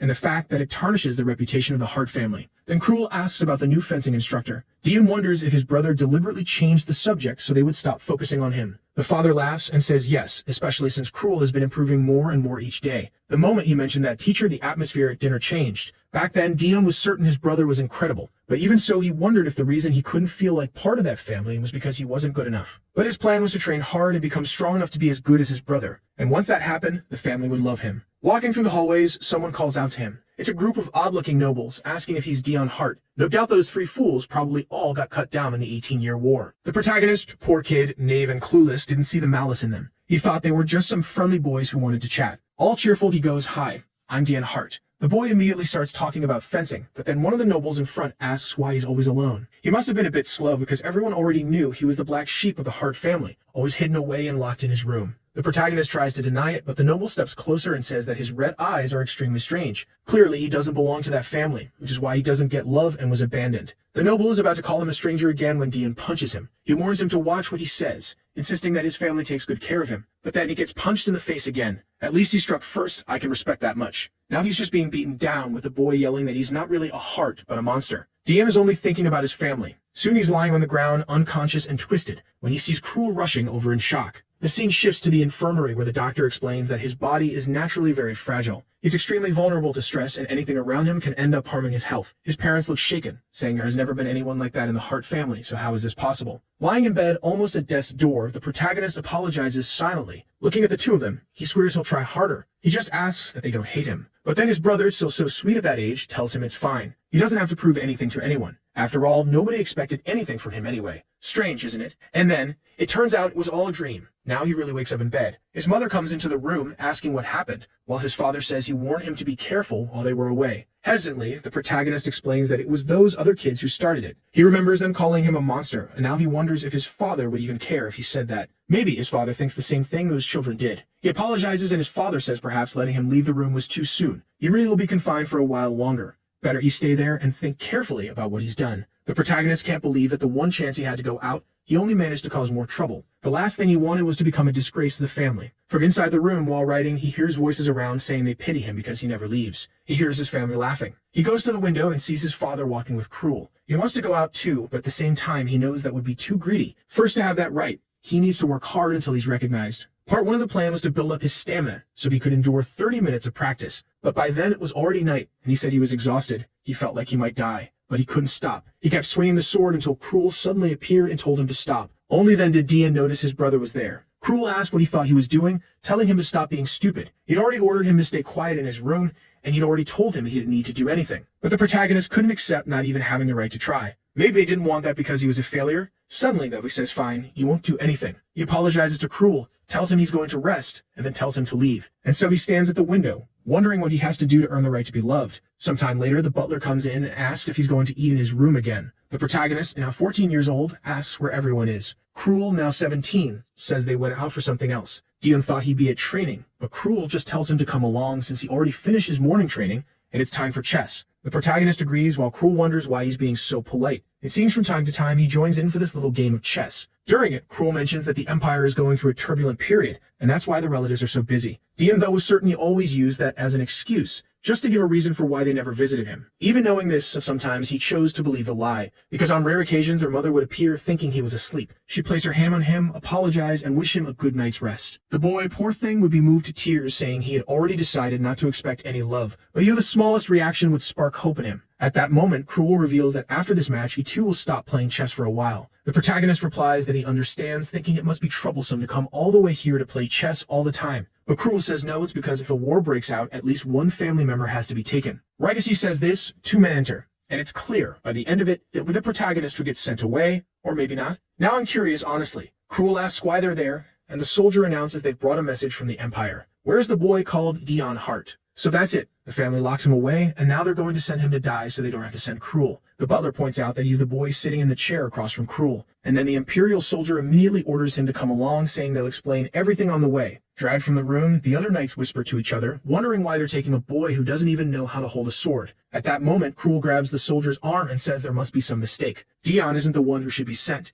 It has to be a misunderstanding. But the man yanks his arm away and says House Hart already sent an official letter to the Emperor. They're just doing their duty, and if he has questions, he should ask his parents. As he's taken away, the protagonist doesn't even understand what they're talking about. From what he picked up, it seems his parents are sending him to war. But he's someone who spent his whole life sick and locked in a room. What is he supposed to do in a place like that? He imagines his mother's face, strangely apologetic, and thinks it can't be true. They would never do that. He looks back, calling out to Cruel, but the door has already closed. In that moment, he wonders if his entire family truly wanted him dead. Maybe for them, it would be better to get rid of the failure that disgraced their name. I really want to see how this all connects later, because right now it's confusing. But then we're already with him, awkwardly holding a sword, while an army officer tells him he'd better toughen up if he wants to survive on the battlefield. The protagonist, poor thing, can only think about how heavy the sword is, and of course even the soldiers around him are whispering, asking why the disgrace of the Hart family was sent, the sickly boy who never took part in anything. Our boy, on the other hand, wanted nothing more than not to die. But from that day forward, his life became hell, and now we see him twisted and struggling, right in the middle of the battlefield. They really threw the kid into war. There were people dying everywhere, bodies falling on top of him, and all he could feel was fear of dying, surrounded by screams and the stench of blood. He was lying there under one of the corpses, crying out that he wanted to go home, when a soldier from the army rushed over and cut down the body lying across him. The soldier ordered him to get up, grab a sword, and do something. If he didn't know how to use a sword, then he should use his teeth or a dagger, whatever it took. He just had to fight to survive. The poor boy was panicking, saying he couldn't die like this. And then it started. He snapped, saying he would survive. From that moment, he began killing left and right, stabbing, slashing, striking in every direction. Sometimes he'd be terrified, coughing up blood, wondering how long his body would hold out. He wanted to know when he could return home, why he had to be there at all. Yet even so, he drove another dagger into someone's chest. Clearly, this boy had some natural talent. You can't just throw a 14-year-old onto the battlefield and expect him to last. But he did. Of course, years and years passed as he kept surviving. From time to time, letters arrived for those on the front lines, messages wishing them well, saying they were missed, things like that. But our boy, alone in his corner, only received one letter. It was to inform him he'd been promoted to commander and would now be sent to another front line. That was when he made his decision to turn House Heart into a house of horrors. And that cruelty began the moment the door opened and he entered, accompanied by the butler, or was it? Whoever it was, he said he had finally come to pay his respects. His father tried to speak, but he cut him down immediately. This family had been right to send him away. Their only mistake was not disappearing from the house altogether. They could have given him love too, but that was apparently too difficult. He said farewell and struck again, laughing like a madman, covering his face with his hand like the Joker. He said it was deserved. They should never have abandoned him that way. They should have given him the love he always wanted. Yet in that very moment he wondered why it hurt so much, even though he had finally achieved the dream he held onto for so long. That's when Cruel opened the door and saw the boy, insane, weeping, drenched in blood. Shocked, Cruel asked him what he thought he'd done. The protagonist begged for help, but then stopped. A darker voice inside asked if he really thought Cruel would ever help him. Dion agreed with the voice, and then he attacked. Cruel had no choice but to defend himself. In his madness, the protagonist shouted that Cruel had always just stood by and watched everything. As the fight dragged on, he cried out that the pain was too much, remembering everything he'd gone through. Then, staring at his blood-covered hand, he realized his body had reached its limit. Cruel went in for the finishing blow, and all Dion wanted was to kill him before he died. But suddenly, he woke up, and now it's unclear whether it was a seizure, a collapse, or something else entirely. In that moment, a beautiful figure named Lion Rainer was beside him, asking what he was thinking about. He said it had been a long time since they'd seen each other. She replied that it was good to know he was doing so well. To him, she was the only person with a normal personality among this group of lunatics, and he felt genuinely happy to see her again. But then he realized they were in the ballroom and confusion set in. He had no idea what had just happened. That's when it became clear. We were back at the Emperor's celebration, the same one he had arrived at covered in blood. He only remembered being attacked by the revolutionary group in the carriage. So yes, we were back in the story's timeline. I had thought the whole massacre scene was some kind of false memory. But no, it seems he really did kill them all. Lane asked about his conversation with the Emperor, saying he didn't look well afterward. Of course, he had no idea what conversation she meant. He just thought that, apparently, the stress had pushed him to his limit, and he had blacked out once again. He wants to know what this event is about, and she answers that he must be joking not to know. How could he walk into this place without a clue? They were gathered to celebrate Cruel Heart's first victory. At that moment, Cruel himself appears and says it's good to see Dion. The protagonist replies that now it makes sense why he had such terrible dreams the night before. He says it's been a while since they've seen each other, while thinking bitterly that this bastard had the green eyes and black hair he always wanted, the true symbol of House Heart that he thought he'd never see again, and also the one person he didn't want to face. Cruel explains that he came face to face with the commander of Zeroth in the demon realm. The protagonist asks what the problem is, wondering if his brother has any idea that it was actually him. But Cruel goes on to say that person was skilled at motivating soldiers and somehow reminded him of Dion. He had never seen troops so spirited. He heard his brother had always been a good commander and wondered if maybe it would have been even better with him. Dion, however, bursts out laughing like a madman, apologizing but saying Cruel must be exaggerating. After all, there's no world where the two of them would fight side by side. Cruel simply replies that it's fine, while noticing that his brother's eyes hadn't changed, still carrying that cold, indifferent gaze toward anyone. The protagonist, filled with hatred toward this man who dared speak to him, turns away. He says he has other things to deal with and tells him not to bother him anymore. He goes off to eat some pudding, thinking this party is awful anyway, and all he wants is to leave. But why does that wretch Cruel insist on talking to him? He doesn't want to say a word to that man. Then Cruel asks if he's hurt. The protagonist cuts him off, saying he's being annoying today. He can take care of himself, so Cruel doesn't need to pretend to care after all this time. Every time he was injured, he had to act like he was fine, and they can keep their silence between them, just like always. The atmosphere is heavy when Cruel awkwardly starts to say something, but suddenly Stave appears, saying his heart feels warm seeing such brotherly love. The protagonist, however, remembers that this man is the leader of the nobles opposing the Emperor. Cruel greets him politely, and Stave says it's all fine. He introduces himself to Dion, saying he's heard much about him, and it's a pleasure to meet him. The protagonist just stares at his hand, then turns away. Everyone at the party seems shocked that he ignored a duke. This empire really is full of irritating people. Honestly, it was better back in the demon realm. At least there were interesting people around. Not that he's into Lolas. No FBI. Don't do that. The whole party is whispering while Stave stands silently. But DM ignores him, saying he doesn't care about anything. No way was he going to speak while chewing pudding and risk drooling. It would be humiliating. And that explains it. He was acting far too bold for someone usually so foolish. Noticing the Duke is getting angry, he reluctantly decides to give a greeting before things get worse. But just then, the crown prince, likely Eduardo's son, named Elphidus, arrives and calls for the Duke. The protagonist keeps chewing, wondering if he accidentally put honey on himself today because people just won't stop approaching him. Elphidus comments that the place is a mess tonight, and Stave apologizes for being there. The prince says there's nothing to worry about, it's all fine, and that it's his own fault they haven't met sooner. But inside, he's questioning why Stave is talking to Dion. He couldn't allow that man to carry out whatever plans he had. It looked like he was determined to protect our boy at any cost, and I don't even know why. Then suddenly, someone else comes up and embraces Dion. Finally, a fiery little admirer on this side of the world too, Aliti Desert, who says she's missed our boy so much. But then everyone turns in shock, because that hug of hers makes him cough up a whole pool of blood. Now people are calling for doctors. Our guy had just taken critical damage. Could it be her embrace was that powerful? Normally, you'd expect airbags to soften the impact, not make it worse. Lion quickly covers his mouth, telling him not to speak so the bleeding won't get worse when the Emperor appears with the first hero at his side and also a general known as Nemesis. Seriously, their names. Nemesis, cruel. It's like everyone's branded evil from birth. Olivier, meanwhile, is a wreck, apologizing, saying it was her fault for not being able to control her strength. Her brother also apologizes, but the Emperor waves it off, saying there's no way a great hero like Dion would be bleeding just from a hug. Clearly, he was already wounded. He must have been attacked on the way and is carrying internal injuries. The protagonist, though, is confused by all this, so many people suddenly appearing, talking about him, fussing around him, while all he wants is to be quiet and leave. The Emperor suggests he see a doctor, but Dion insists he's fine. Soon after, others begin whispering that maybe his weakness is because of the Demon King's curse. For our boy, that's perfect. That's exactly what he wants them to believe. He asks to be excused and says he's leaving. From what I can gather, he went mad back then. And from that madness, he created this good personality to cover up the darker one. At least that's what it feels like. Unfortunately, or maybe fortunately, that's the kind of story this is, where we're left guessing at every turn. But just as he's asking to be excused, he stumbles and nearly faints, only to have Cruel grab him by the arm. Damn it, where's a beautiful woman when he needs one? Instead, Cruel earns himself a slap. Dion shoves him away,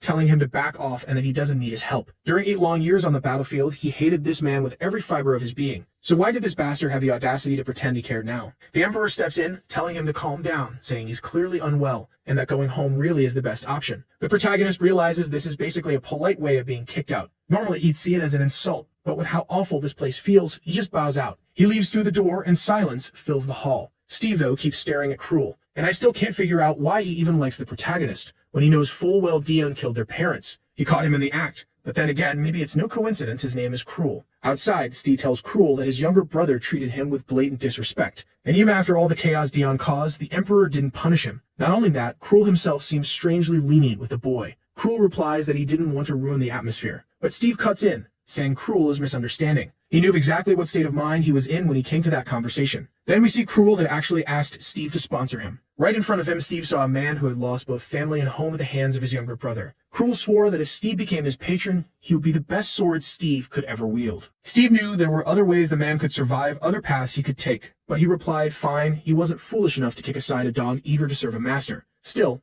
he wanted to know why Cruel had made that request. Cruel answered that this time he wanted to be the protector. Steve admitted he'd never understood why Cruel wanted to take that role, but now he realized Cruel wasn't protecting someone else, he was trying to protect himself. Was he afraid of Dion? Cruel lowered his head and said yes, and Steve says that both of them are on the same path, eliminating the Emperor's dog. With his hand over his chest, Steve thinks this is absolutely crucial. The tightening in his heart tells him that man is a threat to everything, and he swears that one day he will kill him. Outside the carriage, Lion asks if Dion needs help, but he replies that he's fine. That is, until he looks ahead and sees the entire entrance of the house completely destroyed and burning. On top of that, why were the Death Knights there too? He imagines it must be a dream, some kind of hallucination. His stress had reached its breaking point, but reality sets in quickly when he feels the heat on his skin, and he demands to know what disaster is happening here. The soldiers call him Captain, but another corrects them, saying he's now a count. They can't call him Captain anymore. He's about to ask why the place is such a mess when suddenly a bomb falls right into his hand. Completely confused, he hears Lion tell him to be careful. He throws it aside, and it explodes in another part of the garden. He demands to know why these damn bastards are doing this. Lean asks if he's alright, the soldiers are all worried, and then someone comes walking out from the flames. A man steps out of the fire and says the cursed one really is a hero. He had caught Dion off guard, but Dion had thrown the bomb at the perfect spot, killing him instantly. The army men are amazed that he had already arrived and killed one of them, while the protagonist hadn't even realized there were intruders. It's then he realizes another attack has been launched by the Revolutionary Army. His comrades explain that those men came to destroy his home, so they rushed over to deal with it. The protagonist, however, wants to know why everyone else is there. The soldiers are confused, hadn't they just explained? But Dion is convinced that if they're running around following him, it must mean they got themselves into trouble and lost their positions. The men, though, seem touched, saying the captain doesn't really care about them. Sure, they had their issues, but not enough to get expelled. He tells them to stop disrespecting him, while he tries to step away. Honestly, this boy's life isn't easy. Wherever he goes, people just keep bothering him. What he has to focus on now is that the army not only attacked his carriage, but also tried to ambush him at his own home. They were clearly determined to kill him. He notices one Revolutionary Army survivor suddenly get up and try to run. The protagonist needs information and has to capture at least one of them. That's when the butler, remember, appears, slamming one man to the ground and lifting the other, saying they barely escaped. Clearly, this wasn't an ordinary butler. He tells Dion he's impressed with him, that he thought something terrible would happen after hearing about the carriage attack. He also asks if anything happened at the palace, since Dion looks far more troubled than when he left. When Dion tries to say something, someone else cuts in, reminding everyone that they have been attacked by the Revolutionary Army, and of course he's shaken. Finally, Remember tells him to go upstairs and rest, while Dion watches the captured man in the background. That prisoner swears that one day Dion Hart will die. Well, unless he's immortal, that's a vow anyone could make. There were 3 people standing in the way of removing the Emperor from power. Commander Nemesis, Chancellor Ardal, and without a doubt, Dion Hart, the spearhead of the army, the one who had most influenced the 8-Year War. On top of that, everything he did was done in secret, making it impossible to predict his movements. People claimed he went out to hunt monsters, but he knew it was always for some other mission. One of them starts to say something about Dion being nothing but a dog of the army, but another man grabs him by the collar and tells him to shut his mouth. It was because they fought against the Emperor that they had to endure that war in the first place. The man tries to argue, but without much discussion, the other one pulls out a knife, says Dion needs to rest, and ends it right there. He's dead. Watching this, the butler only thinks about how hard it'll be to clean up this mess today. The next chapter opens in an empty, impoverished city. A girl starving remembers she hasn't eaten anything since that day. But in that slum, crying won't put food on her plate. Just then, a friend shows up and says he managed to get a piece of bread. It came from the Church of Salvation, which sometimes hands out water and even a few other things for free. The girl insists that's impossible. There must be drugs or something wrong with it. He tells her to stop being ridiculous. The crippled man from the house next door ate some and said he felt fine. She argues that man would eat anything even if it had drugs in it. He tells her to stop doubting so much. They gave it to him after he explained she'd been starving for a week. He tries to take it back when she refuses, but she snatches it away. Still, she wonders why anyone would give away food and water without asking for anything in return. The boy then stands up and declares that since she doesn't trust it, he'll go back and bring even more bread. In his mind, it doesn't matter if they put poison in it. Well, that's one way to die, right, kid? But anyway, the girl stands, calls out to Paul, and says she'll go with him. If what he said is true and people are really giving out food, then it's the only way they can survive. Back at the castle, a week has passed since Dion returned to the Empire. The place has already been restored, and now the Death Knights, whom he calls the Mad Dogs, are going to work with him for a while. Unexpected, and he has no idea why. His plan had been to take advantage of his time in the human kingdom, since the Emperor hadn't summoned him, but now he's drowning in paperwork from being away too long. The protagonist demands to know which idiot approved the disaster of a dam project that will waste time and money to build. Remember calmly answers that it was him. Instantly, Dion changes tone, agreeing it's a brilliant idea and approves it. Ever since he saw Remember kill those men, he decided it was better not to cross him too much. It's better to leave him in charge of these things anyway. Then he hears shouting and looks out the window. A fight is breaking out. The Mad Dogs, his white-clad troop, against Imperial soldiers, the same ones who are always causing trouble. Our boy asks if these troublesome knights have nothing better to do. The butler explains that the Emperor always gave them missions, but now that they're under Dion's command and he hasn't assigned anything, they've just been training aimlessly and starting trouble. The protagonist doesn't want to have to command these men, but Remember tells him it's obvious he received them because His Majesty cares deeply about him. The Emperor would never risk placing such a powerful troop in a distant house, since that could easily lead to betrayal. This was proof of the trust and regard he held for Dion. But Dion is sure the Emperor sent those bastards back because he realized how impossible they are to manage. He also wants to know why there's so much paperwork to deal with. He had handed over Hart territory to the Emperor long ago. If that man really cared about him, he should be taking care of this land himself and leave Dion with empty hands. That's when Remember reveals that apparently Dion didn't know.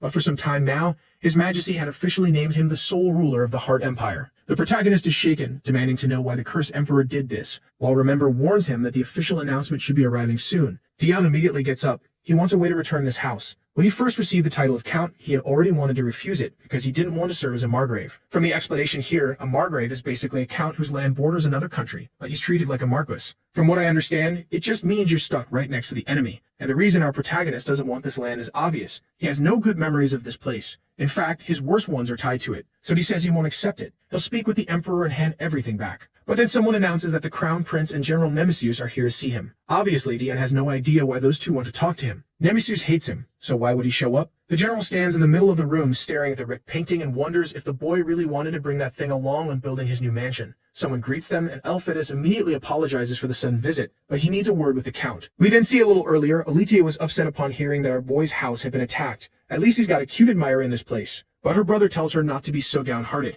She, however, puts her hand over her face and says she knows he'll never want to see her again. All the hard work she put in has been wasted. She stands up and tells her brother to admit she's beautiful. She knows she's a princess and can never make the first move. Maybe she's not all that talented, but she didn't want to cause problems either. Clearly, she's trying to win Dion over. Elphidas tells her once again it's not her fault, even though she really did hit the boy with full force. She says she'll apologize, and he asks if she's planning to go see him. When she nods, he immediately says no. Normally, he lets her do whatever she wants, but this time the situation is completely different. If she went to him, or if he came to see her, it would all spiral into a scandal. The eccentric girl replies that it would only make it easier for them to marry, but he cuts her off. He knows that everyone thinks of her as innocent and foolish, and that's exactly the image she maintains. Then with a darker look on her face, she says yes, it's true she doesn't love him, but it would be easy to make him useful to everyone. Another twisted one. Can't they let the boy live peacefully? No wonder she's messed up with two personalities. Elpidus warns her that if she shows that much audacity, no one will believe she's the sweet, harmless princess anymore. If she wants to lose that title, he doesn't care. But she says no. She would rather do everything possible to avoid giving the nobles any chance to fight harder for the throne. Besides, all the work she's done toward winning over the count wasn't wasted. She made her intentions clear, and now everyone knows it, which means no other girl will try to get close to him. If that's what it takes to keep someone as talented as him loyal to the emperor, she accepts it. Her brother strokes her head and says she's a thoughtful girl. He knows she has her reasons for everything she does, but he's told her countless times that she can stop whenever she wants. While she smiles sweetly and says she understands, it's obvious she's hiding something darker. She then asks her brother to find out what Dion thinks of her, because she doesn't want the Empire's treasure to stay angry about what she did. And now we're there in the meeting, right? Clearly, it's not the most important thing in the world, but he needed to make sure the boy stayed on the Emperor's side. Meanwhile, the protagonist is wondering what the hell those two guys are doing there. We see that he welcomed them politely, and Elpidus said it was fine, he could sit down. Right away, our boy wanted to know the reason for the visit, and the blonde one said he had something to say, same as the general, but it would be quick. The two exchanged glares, and our protagonist didn't look too thrilled. That Lumenik was staring at him like he could burn a hole through him. But our boy knew that when the prince said it wasn't a big deal, it always meant trouble. Elpidus then brought up that incident at the celebration, when Alitia crossed the line with him. He remembered spitting blood, said it was fine, and the guy thanked him for not taking it as an insult. Even though that moment caught the protagonist off guard, he knew she was kind of showing affection, so he didn't mind much. That's when Elpidus said he had a personal favor to ask. The protagonist hesitated, and the guy went on. If it was alright, he wanted them to be friends. Poor protagonist. Dudes coming at him with the fakest smile, and our boy's too soft-hearted. He said he wanted to get to know the best of Lord Dion, but since he was so busy, they barely had a chance to meet. The protagonist was a bit confused, wondering if that was really the reason he came. To which Elpidus answered that being the crown prince meant there were a lot of things he couldn't do,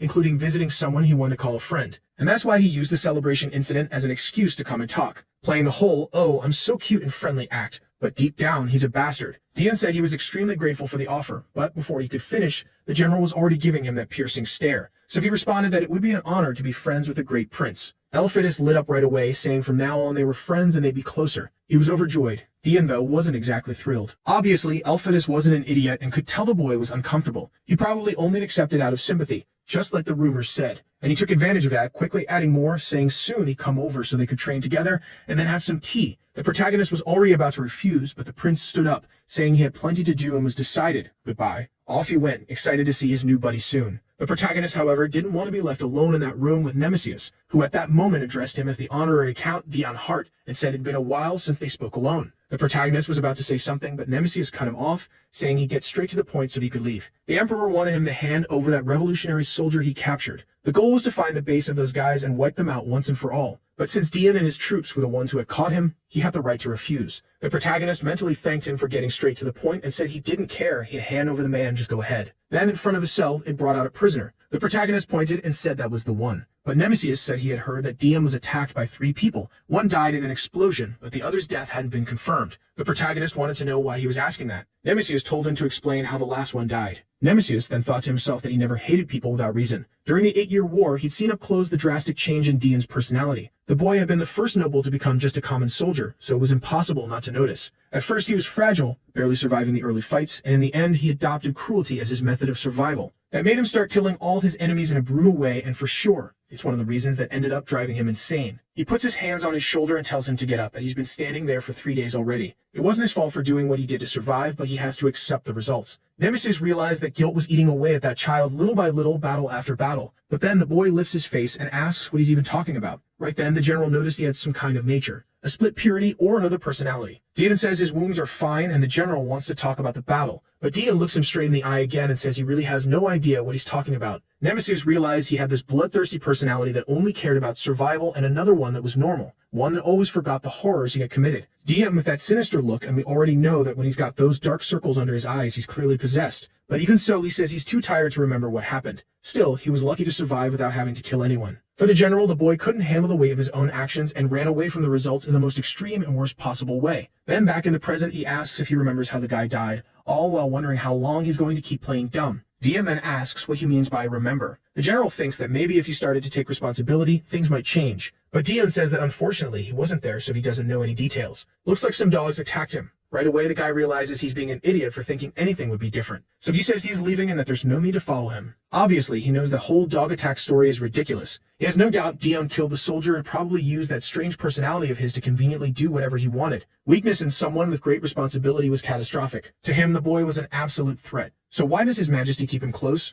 Not only him, but even the Demon Kings seem to know too. There are so many pieces moving here, I'm trying to connect them. Then the protagonist is back, saying he just dozed off. He asks how long he was out, and Remember says not long. But he wants to know if the boy's feeling better, because he got really worried when he fainted. Even though his body is naturally fragile, it's dangerous for him to keep stressing himself like that. The protagonist answers that he's fine. He just needs some rest. But then Remember says maybe it'd be good to send those crazy mutts on a monster hunt. The protagonist thinks that's not a bad idea, since those guys have been causing tons of problems. And Remember mentions there are some monsters roaming around the borders and it'd be perfect. Our boy smiles, saying yes, and inside he's really excited. Getting those guys away from him would be perfect. Lean is already waving goodbye, saying they'll see each other at the border then. Oh no, I thought he'd say in the castle. But in the end, he got sent along too. Actually, she's saying they're already arriving at the border. Our boy wants to know why he has to be there too. And they answer it so he doesn't miss out on the fun of the hunt, obviously. But the protagonist wonders who in their right mind would miss seeing blood. He tried his best not to go, but they kept clinging to his leg and begging. Everyone saying he couldn't let only them have all the fun. They promised they'd help him get as many kills as possible. Our boy tried saying he had something to take care of back at the castle, but Remember showed up telling him not to worry, that he'd handle everything like always, and that he could just go relax this week. The soldiers got all emotional at his kindness, right? And our boy tried saying,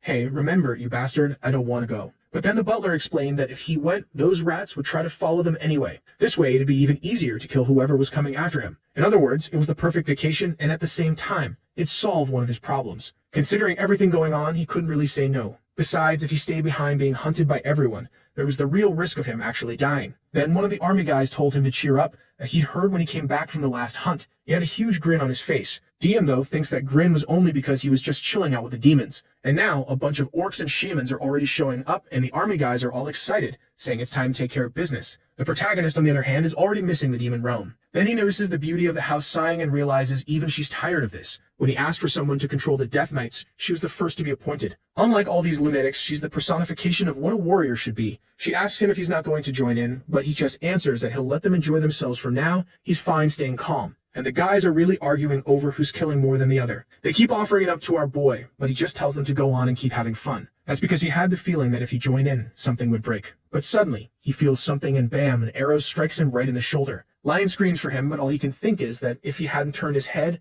that arrow would have ripped through his neck. But who would stage such a crazy ambush? Unless it was someone who wanted to start a war with the Empire. Nobody would dare. It had to be some assassin from another group that wanted him dead. From the corner you could see, hidden among the bushes, a guy drawing another arrow, wondering how he managed to dodge. At that point, Dion says he's tired of these guys. He tells her to cut the arrow, and she obeys immediately. But she knows that any move he makes is going to cause extreme pain and push that thing deeper into his arm. The protagonist, though, just calls the dogs and orders everyone to use the drugs. From above, someone watches the battle, asking if that down there wasn't the Empire's hero, Dion Hart. Another one next to him says yes, that's the white-haired kid who commands everyone. The guy looks worried, wondering if this was some kind of internal conflict or what's going on. But then seeing he's injured, he says it's been 2 years since the 8-year war. The infamous Dion Hart got hurt, and for sure the Empire wouldn't want a new war at this moment. All they had to do was finish them off here and claim they were attacked without provocation, and they might even get compensation. Down below, though, the guys are all consuming some kind of pill, and Lion wants to know what it is. He tells her it's that thing that makes your reason freeze, and she comments that it's dangerous and had been banned. But it's not like Dion, who slices through everyone, cares about that. The guys hiding raise their swords and charge for the attack. But Dion just jumps off his horse and says, "Here goes the first one." And with that, the guy's body is already drenched in blood. He warns the guy to stay still unless he wants both his legs cut off. Then he tells the army that one's captured, and now the rest can be killed. With that, the whole troop advances, and the enemies are completely wiped out. He tells Lion to keep an eye on the fallen one and not let him escape. But at that moment, he sees some of the soldiers hesitating to give the final slash on the guy. That's because the rest were already dead, and this one, looked like he was going to die anyway. But then Dia moves in, slashes the guy about 50 times, and says they've been fighting for 8 years like dogs. So why did they suddenly think they could go back to being human? In reality, they were still pathetic, and didn't have the slightest chance of surviving. He had already taught countless times that you can't show mercy. Everything they do is for the sake of survival. The guys in attack realized they had made a mistake. They were definitely shredded because the scene shifts to Cruel. The butler is asking why he gave half the reward just because they got a wound. The Duke had already made his intentions very clear.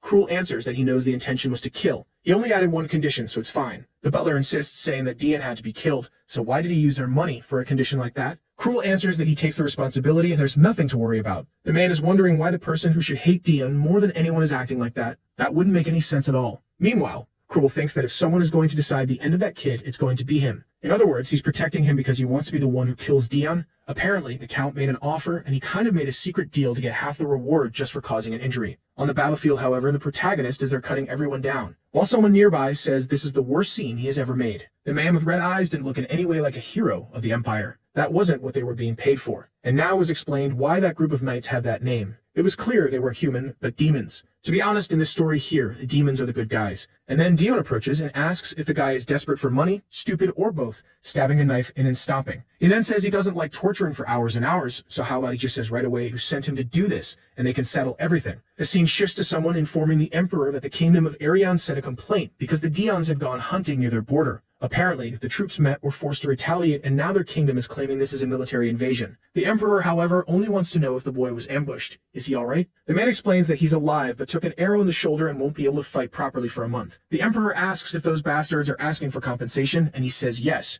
Right away, he knows. These guys think that because they injured Dion, they wouldn't dare to start a war. It was a shame they were as stupid as they were weak. Apparently, he's been going easy these last years. The informant is desperate, saying they can just claim that it was them who orchestrated this ambush instead of starting something. But Eduardo just orders them to prepare for war. Of course, the two are already startled and beg him to reconsider. It's been 2 years since an 8-year war ended. Nobody wants to fight again. They were broke. But the Emperor says that as they conquer everything, the money will come. If they fought an 8-year war, there's no reason they can't do another. The Chancellor says the troops aren't prepared and the people won't want this, but he just warns them that he's a tyrant. He had already been planning to conquer the rest of the continent, and the timing is perfect. The moment he killed all of his brothers and sisters, he had already decided he was going to follow this path. He's not willing to go back, even though this has now become a shackle. That chain right now is calling for another catastrophe. The Chancellor is just standing there, thinking there's nothing wrong with someone wanting to fulfill the responsibilities they set for themselves, but clearly, this guy's priorities were pathetic. All he prays for is that, if those catastrophes really happen, the Empire won't be affected. The Chancellor leaves, and right away the Emperor asks Nemesis if he knows about the Church of Salvation. The guy says, isn't that the cult that's been getting an absurd amount of followers from the slums lately? He understands that it's almost natural, since people in this country in times of hardship want to rely on religion. The Emperor agrees, but says those people have gotten way too big, and it would be best to wipe out all that power before a war even starts. He wonders if it wouldn't be good to put Dion in charge of dealing with this as punishment for the problem he caused. Even with his injured arm, taking down the cult would be easy, but Nemesis immediately refuses, saying the boy is way too dangerous. Eduardo wants to know if he hates him so much because he's unnecessarily brutal. Nemesis answers that's not even the problem. It's the way he tries to survive. The boy had 2 personalities and his mental strength was as fragile as a sandcastle. The worst thing would be putting him in a situation where he could break completely. But the Emperor just laughs and says he already knows that very well. Obviously, the commander wants to know why then. The man replies that it's Dion's fault. If he does something, he'll also be responsible for it. Nemesis insists, saying a broken sword eventually hurts the master. He shares responsibility for what the boy does. But Eduardo doesn't care and says it doesn't matter. All of this is part of an emperor's life, and he tells the man to stop because that's enough. He's already taken on the role of a tyrant, but from time to time he is a good leader to the people he likes, and it's only because of that he's letting this insolence slide this time. He's not going to punish one of his subordinates over something so trivial. Yeah, Nemesis already felt the threat, right? And he apologized. Then the Emperor tells him to relax. He wouldn't keep someone so dangerous at his side without a good reason. After that, we see in the past Dion asking permission to wipe out his family. In that moment, the Emperor clearly felt the hatred and rage of that boy. Someone with extreme talent, but who was thrown into war at 14 years old, not knowing a single thing and spent 8 years in it. The moment he returned from the battlefield after everything, that was his very first request. The Emperor replied that the Hearts hated him for having seized the throne by force, so he had no reason to say no. But he asked if the boy thought he was strong enough for the downfall of such a prestigious family. At that moment, the Emperor had decided to use him as a sword that needed to be forged. Dion only wanted to know what he had to do. And that's when Eduardo mentioned the hero who was going on a mission to kill the Demon King and asked why he wouldn't join him. To him, the plan was perfect, and with the warrior's death, the result was a success. He came back with that man's body, and the Emperor told him it was splendid work. He asked if he hadn't changed his mind, but Dion replied he hadn't. In the end, the Emperor couldn't deny that he was a hero, even without that so-called fragment. At that moment, he commented that maybe the Heart Mansion wouldn't remain silent tonight. And yeah, the protagonist just thanked him. That was how the cruelty began. But the story says that fate is something mysterious, and when Cruel came back later that night, he saw the scene of Dion having killed everyone in the house. And the worst part of all is that he survived. The Emperor comments that in the end, Cruel became a great way to keep Dion in his place. Because like that, Dion killed the family without the Emperor ever giving an order, right? He only authorized it. But Cruel was left alive, and if Dion wants to kill his older brother, he'll need the Emperor's help. On the other hand, Cruel is working for that Duke,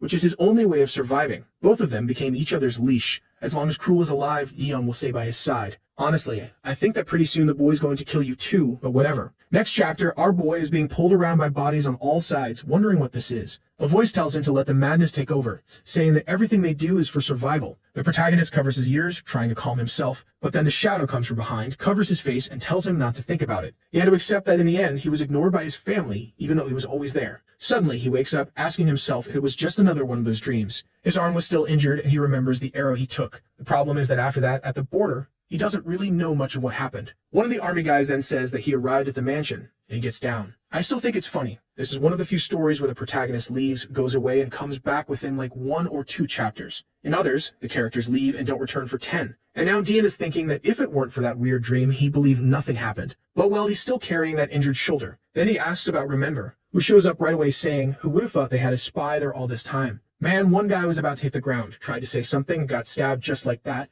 dead on the spot. Remember says now they'll work for the dead. Someone comes to take the body away and already warns that Dean had returned. Remember says fine, he'll receive the boy and asks them to find out who that guy was working for. Wait, but the guy's dead. Are they pulling information out of corpses now? How are they going to figure that out?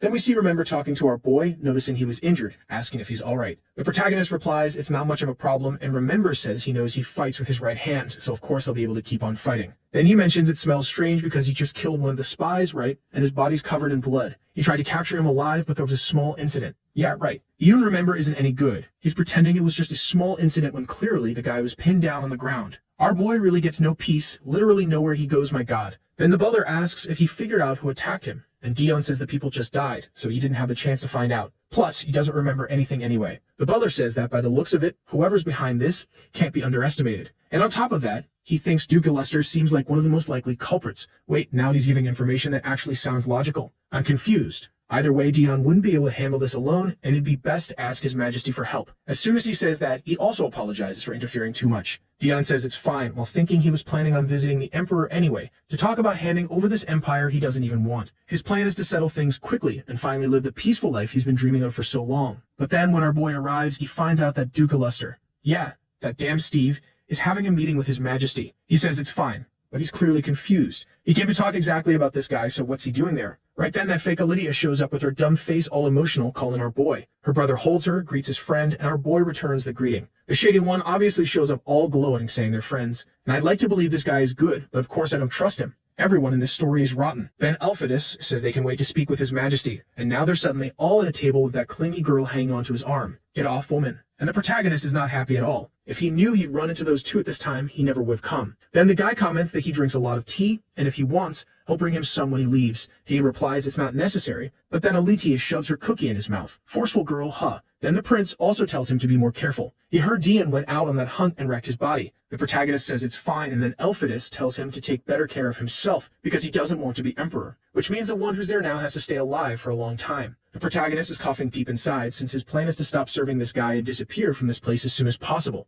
Elphidus explains that if he takes the throne, it means something happened to Eduardo, and that's why he has no intention of it. And as he must know, His Majesty is like a brother to them, and they want him to be happy. Wait, what? I thought you were his sons. You're all thick-headed liars exactly alike. Ah, now the protagonist clears it up. It's impressive how much the prince and princess adore their uncle, the emperor. Then Dion explains how strange that is because the man who's now the emperor used to be the ninth prince. He didn't just kill his brothers, he killed his parents, the children of his parents, the brothers of the children of the cousins. The guy wiped out everyone. But he left those two alive, and what's even worse, they actually like him and care about him. He then talks about the first prince, who is Elphidus and Alitia's father. Unlike the rest of the royal family, he was good-natured, a decent man. He took care of the ninth prince together with his own kids up until the day he died. So it seems he forgave him, right? Since they were basically like brothers because his father raised that bastard. What a beautiful family. Hard to believe they'd go on to massacre everybody later. Dion says that if the first prince had lived, the ninth wouldn't have had to resort to violence like that. Then Elphidus is holding the hand of that fake and tells our boy that they're counting on him, while she asks not to put too much pressure on the guy. The protagonist just says he's going to the bathroom and leaves. Fake number 1 comments that he ran away, and fake number 2 says yes. Clearly the talk was a bit too much for him. Elphidus feels bad because he was being sincere. He knows that no matter how calm the emperor looks,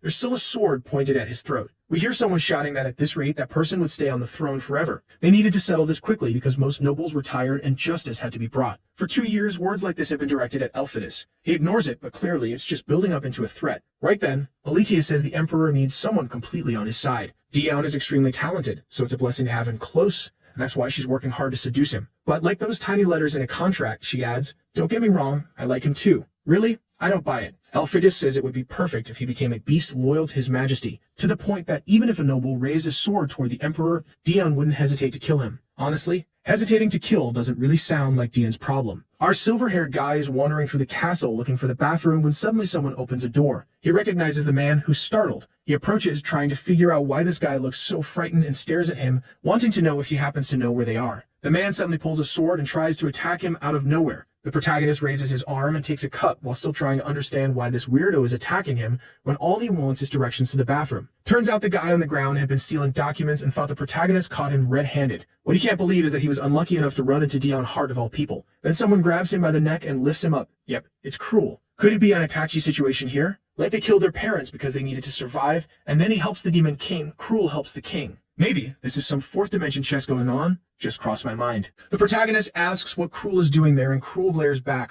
also wanting to know what he's doing there. Seeing his injured arm, Cruel starts choking the guy even harder, who begs not to be strangled. A few sheets fall to the floor, and when Dean bends to pick them up, that bastard Duke Stave shows up to take a look. He comments that they seem to be pretty important documents. He asks if Dean's there to see the Emperor, and the protagonist says yes, he just needs a little chat. Stave, all crooked-eyed, says the boy managed to catch an infiltrator. For sure, His Majesty will grant him any request. After all, even though Cruel had lifted the man up, he was sure the boy would have handled it on his own. At that moment, the bunch of blockheads showed up worried, calling out for Dion. Elfidus immediately grabbed him, wanting to know why he was bleeding, same as always from his nose and shoulder, and they were already calling for a doctor. Cruel said it must have been from the fight, and Stave agreed, probably claiming the spy's weapon had been poisoned. The protagonist, however, didn't want anyone to figure out that this was just his own body being weak as hell. But right then, a man came running in, all desperate, saying he'd heard there was a patient. As soon as he saw Dion Hart's face, though, he panicked. Every time he had to treat this kid, the nobles all stared him down as if he made a single mistake, he'd be killed. Elfidus immediately asked about poison, but the doctor said it was just a small dagger cut, not even that deep. The prince grabbed him and ordered him to look properly, because Dion was coughing up blood. It clearly wasn't just some scratch. Then someone else appeared and said it was the Demon King's curse. Nemesis came in, and everyone greeted him. So apparently, everybody knew Dion had gone to visit the Demon King, or at least everyone in the castle, right? And in his memory, he already said he was there to take Dion to see the Emperor. The protagonist, just wanting to escape the whole scene, said he couldn't keep that man waiting and left, thanking everyone for their concern. Seeing him walk away so casually without worrying made Elfidus believe he didn't care at all about the demon marks, since that was something incurable anyway. Truly, he was a resilient boy who kept everything bottled up inside. At least that part was genuinely true. Outside, Stave climbed into the carriage, and the worst part was that the paper he'd seen was a plan about the war the Emperor was preparing to start. He hadn't imagined that this crazy Emperor would jump straight into another war. He really was slipping. Stave decided he'd give a little help on this part of the plan, just to make sure he could also get what he wanted out of it. Then the Emperor praised Dion for catching the spy and asked if he was hurt, to which he replied no. But the Emperor pointed out he was sweating like crazy. He reminded him that, as one of the Empire's most valuable assets, he didn't need to hide how he felt. The protagonist answered that he'd keep that in mind, but in reality he was sweating cold because ever since he took that heavy blow earlier, he hadn't said a word. Truth was, he needed the bathroom and still hadn't managed to go. The Emperor then asked why he was there, and as soon as Dion mentioned it was about the Heart territory, the Emperor cut him off, saying that if it was about giving it back, the answer was no. The protagonist was confused. He hadn't even had the chance to say anything yet. When he tried to bring up returning the army, the Emperor said no again. He would keep the troops, and he would keep the castle, and none of it would be handed over to the Emperor. But if Dion handled a little task, he could guarantee another request. On the paper, Dion saw it was about the Church of Salvation. The Emperor explained it was a crazy cult that was growing fast and wanted Dion to take care of it. The protagonist didn't seem interested, until the Emperor mentioned he'd just give the job to Cruel instead, letting him get the wish. At that, Dion stood up and said he'd do it. He realized this damn Emperor always used Cruel as leverage to force him into things he didn't want to do. But then the Emperor added that he and Cruel would both take on the task, and whoever finished first would be granted the wish. That was the competition. Dion stood up dead serious, saying the job would be finished faster than he thought. No way was he going to lose to that bastard Cruel. And yeah, I guess my fourth dimension chess idea was way off. Forget it. A while later, our boy was drinking tea, saying it had been tasting the same lately, because Remember told him it was the prince himself who sent it, saying he liked it a lot. On top of that, he had to take that awful medicine the doctor gave him. They were in the middle of that conversation when Lan walked in, and the protagonist asked if she had finished investigating the Church of Salvation. She handed him a paper, saying it was the summary, but basically, they were handing out free bread and water without asking for anything in return. And unlike other cults, this one didn't seem to have blind faith in a single leader. All they asked was for people to believe that salvation was coming. The protagonist found it even stranger. Giving away food like that wasn't cheap, and they'd need support from nobles for something like this to work. But these people didn't want money, and they didn't even have a religious leader, so what exactly were they after? Since he was drinking tea non-stop, he stood up to go to the bathroom. But Lion immediately asked if he was going to handle this personally. She told him straight out it was going to be very dangerous, and that they would go together. The poor guy had no idea what she was talking about, but then suddenly, they were already standing in front of what was supposed to be the Church of Salvation. She pulled out an outfit and told him to put on a disguise, because from here on out things would get dangerous. The protagonist couldn't believe that once again he had only wanted to go to the bathroom and somehow ended up dragged somewhere else. He told her he had something to do and warned her not to follow. Apparently he just wanted to pee right there in the alley, but of course someone kept following him. And when that girl tried to sneak up from behind, he vanished right in front of her. That way he relieved himself in the alley, and when he came out all calm, he noticed someone nearby. It was Cruel. When he turned to look back, Dion was startled and spit blood, lowering his head. At first I thought his brother hadn't seen it, but he immediately launched an attack and Dion blocked it. Cruel remarked that an injured arm wasn't enough to stop him. Dion thought he was talking about the cut from the castle, but then Cruel grabbed his other shoulder, squeezed, and forced him to back away. Right then, the protagonist wanted to know how the hell Cruel knew about the arrow wound, and Cruel said if Dion could still move around that much while injured, and clearly the job hadn't been done properly. That's when Dion realized this guy was the one who had ordered his assassination. But at that moment, Lion appeared behind the alley, and the protagonist grabbed her and pulled her away. She was more worried about him coughing up blood, while Cruel recognized her as the captain of Dion's knights. Dion shielded her, telling her to stay back, because sure, he could fight with Cruel and maybe nothing would happen, but if she tried to attack the famous hero, things would get messy. Then Cruel asked if he was planning to infiltrate the Church of Salvation. Dion brushed past, saying he didn't have to answer, but his brother warned that he'd be in danger if he dug too deep. Still, of course, Dion wanted to know why the man who had ordered his assassination was suddenly worried about his safety. He really was too much of a gentle brother. Sometime later, while looking at a sheet of paper, Cruel said that if Dion's days were truly numbered, he'd be more concerned with living peacefully. The boy already had a weak body, and the Demon King's curse was still eating away at him. Surely he didn't have much time left. Hold on, now my 4D chess theory actually makes sense. Remember when Cruel tried to save him? Not so sure anymore. Then we see the protagonist throwing mud all over his own face, saying no one could find out they were nobles. Lion, however, hesitated because the smell was horrible, and Dion already knew she would, since she had been born into a noble family. Now that she was the one suffering, he said there was no way the commander was going to abandon him alone, not after she promised she would always be by his side. So she scooped up everything from the ground and smeared it all over her face too. The plan was to get filthy enough to look like poor folks in need of help from the church. And then Dion remembered that Cruel had told him to smear mud in his hair as well. Damn it, it just didn't make any sense. Dion told her to hide her sword and follow him since he'd go in first. Standing in front of the building, there was a green-haired woman he felt like he had seen before. The protagonist walked closer, but then tripped like a complete idiot and went face first into the ground. The woman asked if he was alright and tried to help him up, saying he must be so hungry that he didn't even have the strength to stand. His hand was already full of blood from the constant coughing, and they ended up helping him inside. From a distance, though, he just gave Lion a thumbs up, and she realized his plan was perfect. He really looked like a worn-out beggar. But when she tried to go in, the woman at the entrance told her that they weren't accepting anyone else that day. She handed her bread and water, told her to eat and to come back another time. Lion was about to ask to wait, but it was too late. The woman had already noticed her elegant aura and the way she moved calmly and gracefully. She was clearly some kind of noble or knight that had been sent there. Luckily, our boy had tripped like a fool, because the man inside looked so meek and skinny, like he hadn't eaten in days. The woman brought him a cup of tea, convinced there was no way this one came from anywhere but the slums. He thanked her, and she said she'd grab him some food. Meanwhile, Dion was wondering why he hadn't seen anything suspicious at all yet. The place looked like an ordinary temple, the people looked happy, and the guards seemed like perfect paladins. But the fact that everything was so clean, that was the most suspicious thing of all. Then someone asked if he wasn't too hot, and he said no, he preferred keeping the cloak on. Immediately, she said that was all the more reason for him to take it off and pull down the hood, revealing the curse of white hair and red eyes. The woman seemed startled but touched his face and commented on his red eyes. Strangely enough, he turned it into a little romance moment, saying he knew she wouldn't like them because they were too ugly. Not even his family liked them, so of course strangers would react the same way. She awkwardly replied that they weren't ugly. She asked if he'd ever heard of Dion Hart, someone from the Empire who also had eyes like that. He, playing dumb, asked if that wasn't some hero of the Empire. She said yes, but warned him to be careful. That boy was more like a bloodthirsty vampire than a hero. He thought to himself that his reputation clearly wasn't looking too good. She then asked if he knew what place this was, and he answered that he only knew it was somewhere that gave out bread and water. She confirmed it was the Church of Salvation, a religious organization created to save those suffering because of Eduardo. The Emperor was the reason everyone was living such a miserable life. If he were a good person, nobody would be going through this. The protagonist realized the Emperor was being trashed in this place, and she even commented that he wouldn't have tripped in the muddy streets if the Emperor had fixed everything up and kept it clean. But she reassured him that the Church of Salvation was different from all the others. They didn't believe in money. They only believed in salvation itself. For Dion, that made it even more confusing. It sounded good, but in theory, there had to be some hidden motive behind all this. So he asked if he became a believer, who exactly would save him. It was time to uncover the truth behind it, but she only said he'd find out once he became one of them. Now he was walking through the church, still unable to find any actual evidence. It didn't seem like the food was poisoned and everyone looked calm and fine. Then suddenly someone tapped him on the back, and when he turned, it was a sweet little girl, looked like that one we saw at the very beginning with her brother, wasn't it? She asked if he was new there, and he said yes, only noticing how she seemed cheerful and healthy. She said her name was Thea, and told him he must have been living a hard life to have ended up there, but that he didn't need to worry anymore. This place gave food and drink without asking for anything in return. He thanked her, patted her gently, and said this really was salvation, while noticing several guards around keeping an eye on everything he did. Then a boy in the corner called out to Thea,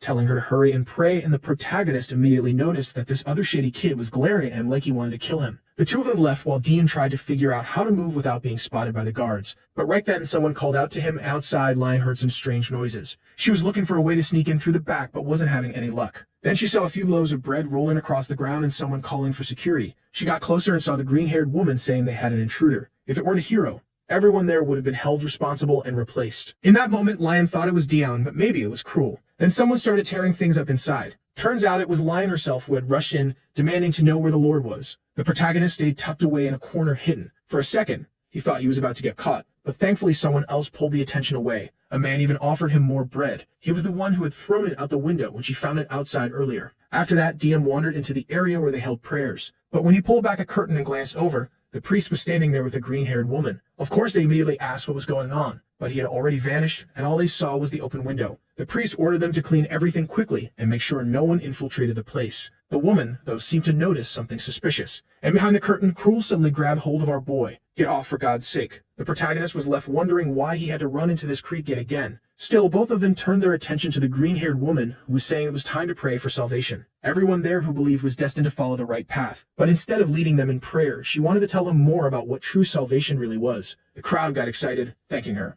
She explained they would enter a room that only true believers could listen inside. She pressed against the wall, her arm passing right through, and said that while it looked normal, they could step through it. Then she told everyone to go through the portal, and of course they realized it was some kind of magic. The two little kids were happily skipping in as well, and soon the whole group passed through. Clearly, this church had to be hiding something because they were going way too far to cover up what they were doing. At that point, Dion pulled himself free from Cruel. Honestly, he was starting to miss that fake Princess Aletia. They argued for a second, and the next moment they were both touching the wall, trying to figure out how to pass through. The protagonist felt a jewel behind it and realized it was some kind of special magic. This kind of power was something humans had learned during the war against the demons. But unlike the demons, humans couldn't wield special magic easily, so they stored it in crystals like these, which only made it more suspicious. Why would this church have access to such high-level magic? The protagonist was already tempted to give up the mission, but doing that would mean Cruel got the wish. Just then, someone burst through the door saying there was a problem, and Dion quickly hid himself. The man rushed past, saying he had to inform Salin immediately. He ran up to the jewel, called her name, and warned that there was an intruder, someone tearing through the place and shouting for the Lord. The protagonist had no idea what was going on, but then something on the man's back shattered again. Lion arrived, demanding to know where he was. She grabbed the guy,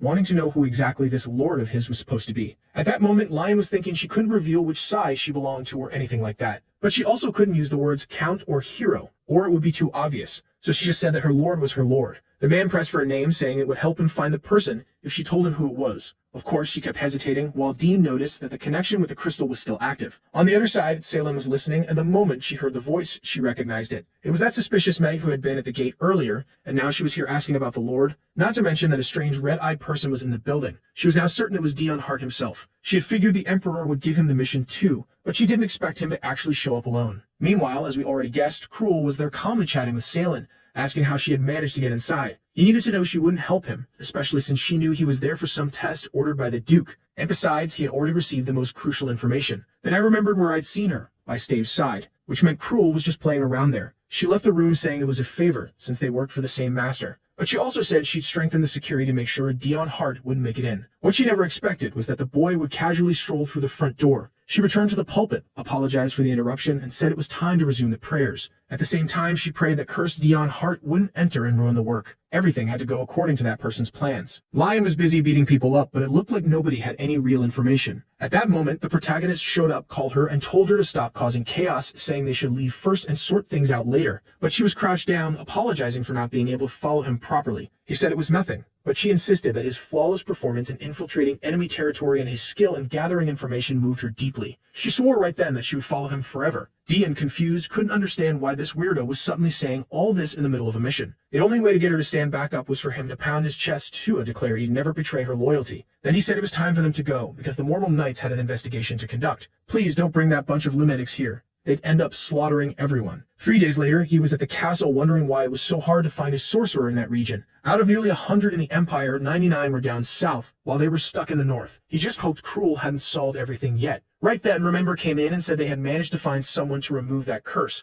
Or better said, they had found a place where maybe they could get someone within a day. The scene shifted to him standing on a mountain, overlooking the city where some sorcerers supposedly lived. Lion told him to rest since they had rushed to get there, but Diem insisted they had to find someone quickly before that person arrived. And of course, Cruel was already walking up, making Dion wonder how that bastard had shown up again. Suddenly, a rock flew out of nowhere and hit the protagonist in the head. When he looked to the side, of course, Cruel was already standing in front, and it had been one of the villagers who threw it. A woman declared that disaster had arrived and that it was best to kill him. They had to drive this boy out of the village immediately. Lion instantly demanded to know how she dared speak to her lord that way. And Dion wasn't happy either, asking what this nonsense about disaster was supposed to mean. Lady really shouldn't have thrown that stone, because now he was shifting into his curse mode, saying he believed he was nothing more than a simple sinner. But then he calmed down, thinking this woman must have lost her mind. But then at that moment, someone told the sorceress to calm down. That's when he realized she was the person he had been looking for. But suddenly, she grabbed his arms and told him he must not hate anything. He needed to know that he couldn't hate anyone or anything in that place, or else a terrible disaster would happen. He didn't understand a thing and pulled his hand away, wanting to know why she was getting so close. Right then, another woman put a hand on his shoulder and asked her grandmother to calm down. Finally, a woman appeared. Hopefully not another fake. The old lady kept warning her to be careful about the disaster, but the granddaughter said it was fine, nothing would happen. You couldn't judge people without even knowing who they were. Then someone said they had been waiting for him. She introduced herself as Ran and apologized to our boy. He said it was fine, and immediately she asked if he was there to find a sorcerer. He had no idea how she knew, but she explained it was simple for a sorceress like her. The moment he thought about doing it, they already knew he was coming. Was it because of the Church of Salvation? My God, maybe the spells really did work, or maybe she was working for that guy too, since everyone seemed to be tangled up in this. Now Diem was worried because if he didn't accept this woman's help, that shady Cruel would end up getting involved with her instead. So right away he grabbed her hand and thanked her for anything she could do for him. Meanwhile, Cruel, watching them leave, thought to himself that he didn't care how he got a sorcerer. Even if the Duke had told him to prove his worth, he knew that man wanted his victory above all else. So sooner or later, he'd have a sorcerer too. He wanted to speak with the old woman, but before he could say anything, the strange woman appeared and suddenly hugged him, saying she had seen him there as well. Cruel didn't understand, but the woman told him she knew he had been through a lot, and that he didn't have to worry. No one there hated him. She knew that in this world there was no one left who loved him. But he had to be careful, because in this world, those without love had short lives. That was why he needed to stay alive and win. Win the battle of who could outlive the other. Even if he was the reason the apocalypse would begin, if he survived, then the apocalypse wouldn't happen. If he ever felt like he was about to die, or that he would rather die, he had to make sure he killed that boy first. But honestly, it felt like the villagers were reading the story themselves. They seemed to know everything. At that moment, he raised his sword to her neck, telling her he knew how to take care of himself and warning her not to come close. All the while he thought to himself that he had decided long ago he wouldn't die before Dian. As for our boy, he asked Rand if she could also see the future. She said yes, she could even see his future at that very moment. He didn't quite understand how they knew he would arrive there, but she explained that it wasn't exactly the future. She simply knew that a certain boy with certain intentions would eventually come to that village. While the two of them were talking, a man nearby was watching them, wondering who they were. Rand explained that she had to be careful when speaking about someone's future, but what she could guarantee was that the hatred inside him was like a fire in the forest. It started small, but eventually it would grow huge and consume everything in its path. And that boy was explosive enough that eventually he would cause all of it. Could it be that kid from the village? The one now introducing himself as Dan, asking to go with Dion, saying that if he was really going to face this disaster, he would need his help in the future. Dan then told them about the day he discovered his destiny. Suddenly, the madam was thrown against the wall, and everyone began asking if she wasn't actually a sorceress. The boy stood there confused, not knowing what was happening, while the woman said that he truly was a traitor who would end up serving that disaster. So his grandmother had predicted that he would help someone cursed, and from that day on, everyone in the village started hating him, calling him disgusting. But Dan couldn't understand what they were even talking about. Rand was the only one telling everyone to stop, and that was the only reason he managed to survive. What he couldn't wrap his head around was how people who had once been his friends and neighbors suddenly turned on him. So he decided, if he was going to be hated by everyone because of this, then when that so-called disaster appeared, he would accept it. And after waiting for a long time, finally that person showed up. The second he saw him, he was sure he had found the disaster. Do I really understand where this is going? Not exactly, but I figure we'll find out soon enough, because the protagonist was already back at home, and Dan was there with him. Lane explained that this was someone he had brought from the village. Dan said he hadn't received much education, wasn't an exceptional fighter, but he wouldn't let his master down. The protagonist wondered if he should just send this guy away, but in the end he only said they'd talk about it later. For now, his priority was another mission. He explained that everything was ready, the knights needed to gather, it was time to move. Dan asked if he could go along, but the boy told him no. For now, it was better if he stayed at the house. Milo, scowling, said fine, but he clearly wasn't happy about it. And the protagonist kept wondering why this shady guy wanted so badly to follow him. Not knowing his intentions, he found it extremely suspicious. So why bring him along in the first place? Oh right, because that girl, the one who saw the future, must have pointed him out. Later that night, at the Church of Salvation, the fire had already started and our boy's army went in with it. He had warned them beforehand. The plan was to set fire to everything and use the chaos as a chance to infiltrate. And he gave the order: if you see someone suspicious, kill him. See, even when he's not in curse mode, the protagonist isn't exactly kind-hearted. He kills without hesitation. Actually, no, he did show some restraint. He told them not to use the drug that made people lose control and also not to kill any believers. The knights thought it would have been easier to just cut everyone down, while some whispered that it was strange. The captain was usually brutal, and now he was acting soft. But then Ran appeared, saying she was the one who had asked for that. There was no need to spill so much blood yet. The soldiers were even more curious, wondering when that moment would come. She said they would find out soon, and that was enough to get them excited, saying she could count on them. Inside the church, everything was being destroyed, people were fleeing, and anyone who tried to defend it lay dead on the floor. And of course, as always, everyone recognized the white uniforms. Little Thea grabbed one of them and demanded to know why they were doing this, telling them to leave. She knew they had come to destroy the place and kill her too. She pleaded with them to go somewhere else because this was the only place she had.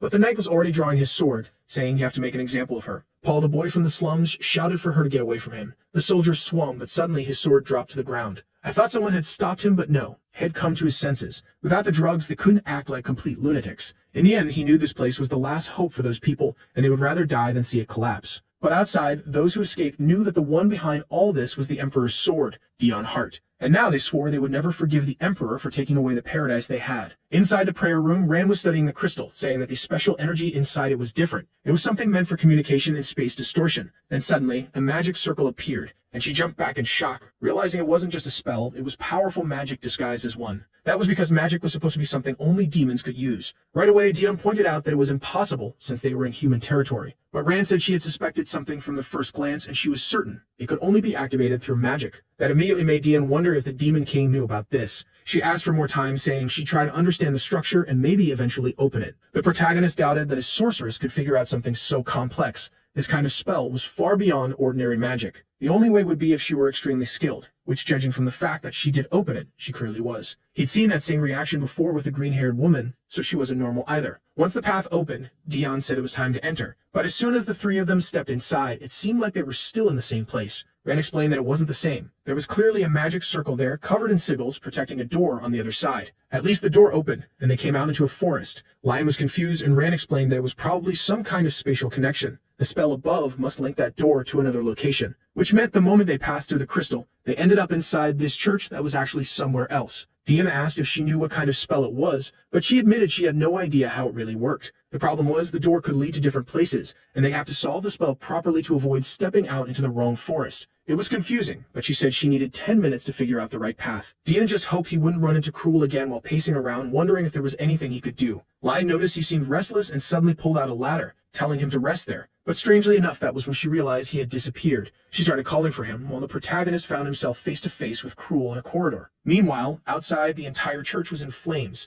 Salen, sitting on the outside, noticed civilians being evacuated, and she knew it wouldn't be long before they discovered who was behind it. To her, this was a poor strategy. If it were up to her, she'd seal everyone inside and kill them all. But now that Dion was involved, the priority was to get the evidence far away. The boy needed to learn who was really behind everything to take down the organization. And she was determined to make sure he never got what he wanted. Strangely, she was carrying papers away, while Cruel was right there with a torch, about to burn others. As soon as Dion remarked that they always met the worst times, Cruel dropped the torch. Of course, everything caught fire. The protagonist demanded to know what he was doing and tried to stop him, but his brother grabbed his wrist. He asked Cruel if he was an idiot, pointing out that he had the mission too, and there was evidence here. The problem was, now that Dion was in his calmer state, he didn't have the ruthlessness to just cut down his brother. Instead, Cruel shoved him into his arms, practically laying him down, and walked away. The protagonist, furious, wanted to lose it completely and tear him apart. While hitting his own chest in frustration, he wondered who could be behind the entire church. There weren't many in the Empire capable of orchestrating something so big. Then he asked himself who the most powerful among the royals was, the one with the purple crest, and the same person Cruel worked for. Obviously, it was that damned Stave Luster. His expression shifted instantly, realizing those bastards were playing him. He rammed his elbow into Cruel's face, but Cruel barely reacted. Instead, he tossed the boy into Lion's arms, and she immediately asked if he was all right. The protagonist burned with anger, but Cruel only said that if he wanted to keep on living, he'd better not speak a word about what he saw there today. And now our boy was lying in bed, covered in bandages. He kept thinking about that document Cruel had hidden in his shirt. Now that he knew Stave Lester was behind all of it, he realized that from the very beginning, he'd never had a real chance of winning. That was when Lane came into the room and told him Ran had already left. The protagonist felt a bit discouraged, but in his memory, Remember entered right after and said he had a visitor. This boy's life never stops for a second. The man gave his greetings to Count Dion Hart and said he was there to deliver a message from the Emperor. Unfortunately, since Dion hadn't won, now he would have to accept his punishment. The next chapter opened with Eduardo waking up in bed, startled. Ever since he ascended to the throne, he'd never been able to sleep peacefully. All the people he killed came to torment him at night, and the worst part was that now, even when he woke up, those souls were still staring at him, telling him they hated him, asking why he was the only one left alive after doing that to everyone. While he clawed at his own neck in torment, Elpidus entered and called for his uncle, saying that Dion Hart and Cruel had arrived. He asked if his uncle was all right, since he looked so pale, and guessed it must have been another nightmare. But the Emperor only snapped at him to get out. Elpidus noticed, though, that he wasn't looking directly at him. His eyes were fixed on something at the side. That was strange. He wanted to know if his uncle was hallucinating or something like that. Eduardo answered that it didn't affect his daily life. Elpidus wanted to call a doctor, but the Emperor told him to relax. It was just stress from preparing for war. He had no intention of shaking it off. If anything, no one needed to know, but he actually enjoyed seeing these visions. He told the boy not to worry. It wasn't a big deal. Strangely, Elpidus wanted to know how long his uncle planned to carry this guilt. After all, he had already made restitution to all the families of the victims, and he cared so much that he knew every one of their names by heart. My God, did the Emperor pull an Itachi? Was he the one who killed everyone because it was necessary? The Emperor said that in the end, it wasn't normal at all. Those people would still be alive if not for him. Then he added that the 8-year war had been his decision, so the blood of everyone, both allies and enemies, was on his hands. That was a weight he would carry as long as he was emperor. But he didn't care because he had too much to do to let something like that defeat him. The scene shifted back to our protagonist, staring at Cruel, who as always was staring right back. The two glared at each other with pure hatred, until the Emperor appeared and welcomed them both. They bowed in respect, but the protagonist thought it was strange. The Emperor seemed irritated, considering that the mission had been accomplished. Eduardo told them to raise their heads and said he had heard they completed everything, but he also heard that Count Dion Hart had been a little too merciful. Why had he spared so many of the people directly involved? On the other hand, he was also the only one who had mobilized troops to capture people. Still, in the end, it was Cruel who brought back the evidence that revealed who was behind it all. Both had done good work, but it was Cruel who would be granted the wish, since his role was crucial. The protagonist already knew this, and Cruel gave his thanks. The Emperor told him to make his request, and right away he asked for our boy's county, saying that he knew Dion currently held it as an honorary possession. I swear, this brother is pulling Itachi. The Emperor remarked that it was a surprise, but asked if Dion would be willing to accept it. Of course, the protagonist was dying to say no way. He'd rather die than hand it over. But instead he said that honestly, it had only become another job for him. So if someone could take it off his hands, that would be perfect. The Emperor then said that was fine, but to hold a place like that, one needed a title. The Hart House, which Dion was tied to, already existed, so Cruel couldn't receive the same title. He would need either a new surname or a new title. So what would he prefer? Apparently, Cruel had lost his title as part of the Hart family when our boy took control of everything. The Emperor even offered to let him change his name, removing the Hart at the end, but Cruel wanted to keep it as a reminder of his vengeance. His plan was to destroy the family with his own hands. So that was it. There couldn't be two honorary counts within the same family. The protagonist, however, thought this would actually be the best choice for him. Cruel, though, said he wasn't interested in changing his surname, nor did he care about inheriting anything from the Hart House. Dion found it odd because unlike being an honorary noble, carrying the Hart name meant carrying a long history. At that moment, the two of them were the only descendants left, yet the position of true leader wasn't filled. Dion thought it was him, but then remembered, no, he was only honorary. So he wondered if Cruel was refusing because he wanted to end the family bloodline. But that didn't make sense either, since Cruel didn't want to change his surname. The Emperor replied that he himself had made the same choice. They really were like siblings. The Emperor then suggested giving that region to Duke Aluster instead. That way, Cruel wouldn't need a title, but he would still be able to govern, since the Duke would leave him in charge. Cruel accepted, and the Emperor dismissed him, but told Dion to remain. There were things they needed to discuss. The protagonist praised himself, knowing something was about to fall on his shoulders. With only the two of them left, the air was heavy. Dion thought he was about to be punished, while the Emperor noticed he seemed tense, maybe because he had just lost that territory. He wished the boy would speak more openly instead of holding everything in. Then the Emperor revealed that soon another war would begin. The Church of Salvation had been destroyed at the perfect time, and now it was time to deal with the kingdom of Irian, which had been a thorn in their side for a while. Dion asked if he really intended to start a war with those people,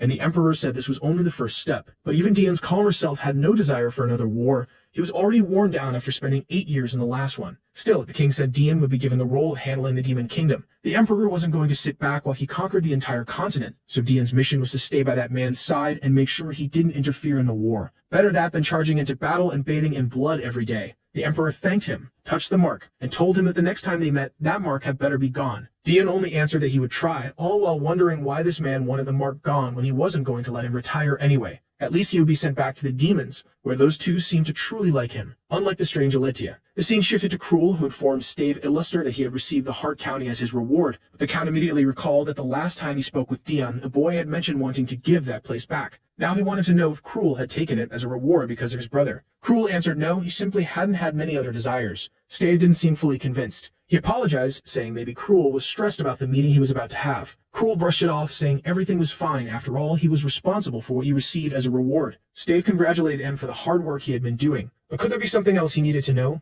Cruel said no, because he was hiding the fact that the protagonist had discovered the whole truth, that Stave was behind everything. Even though they tried to keep the boy out of it, Dion had found out anyway. Now the problem was that things would get complicated if Stave ever learned he had let Dion discover it. As the man left the room, he told Cruel to hurry up or they'd be late. Cruel stayed behind, thinking he had to make sure Stave never found out that Dion knew everything. And yet he kept staring at our boy's shadow. Strangely enough, he was acting that way because he was afraid Stave would kill Dion. I thought the danger was supposed to be Dion himself. Outside, he praised Salen for her work with the church. She thanked him and told him not to worry. They still had plenty of believers, and soon they would achieve what he wanted. That was when the real goal of those bastards became clear. Well, in truth, it was a pretty simple one. As they handed out bread and water, she would casually mention that their sponsor was Duke Luster. That way he started being seen as a kind of messiah who was saving the poor, while more and more people grew to hate the emperor. The plan was for all the church's followers to see the emperor as the one who abandoned them, while the Duke was portrayed as the savior of all. To be fair, the emperor wasn't even trying to protect his own image, so this mission was practically effortless. Steve said she would keep working hard. Then the scene shifted to a meeting where everyone wanted to know why they had been summoned so suddenly. Watching them argue, Stave thought they were all a bunch of fools. They should have known that if they'd all been called together, it had to be about one thing,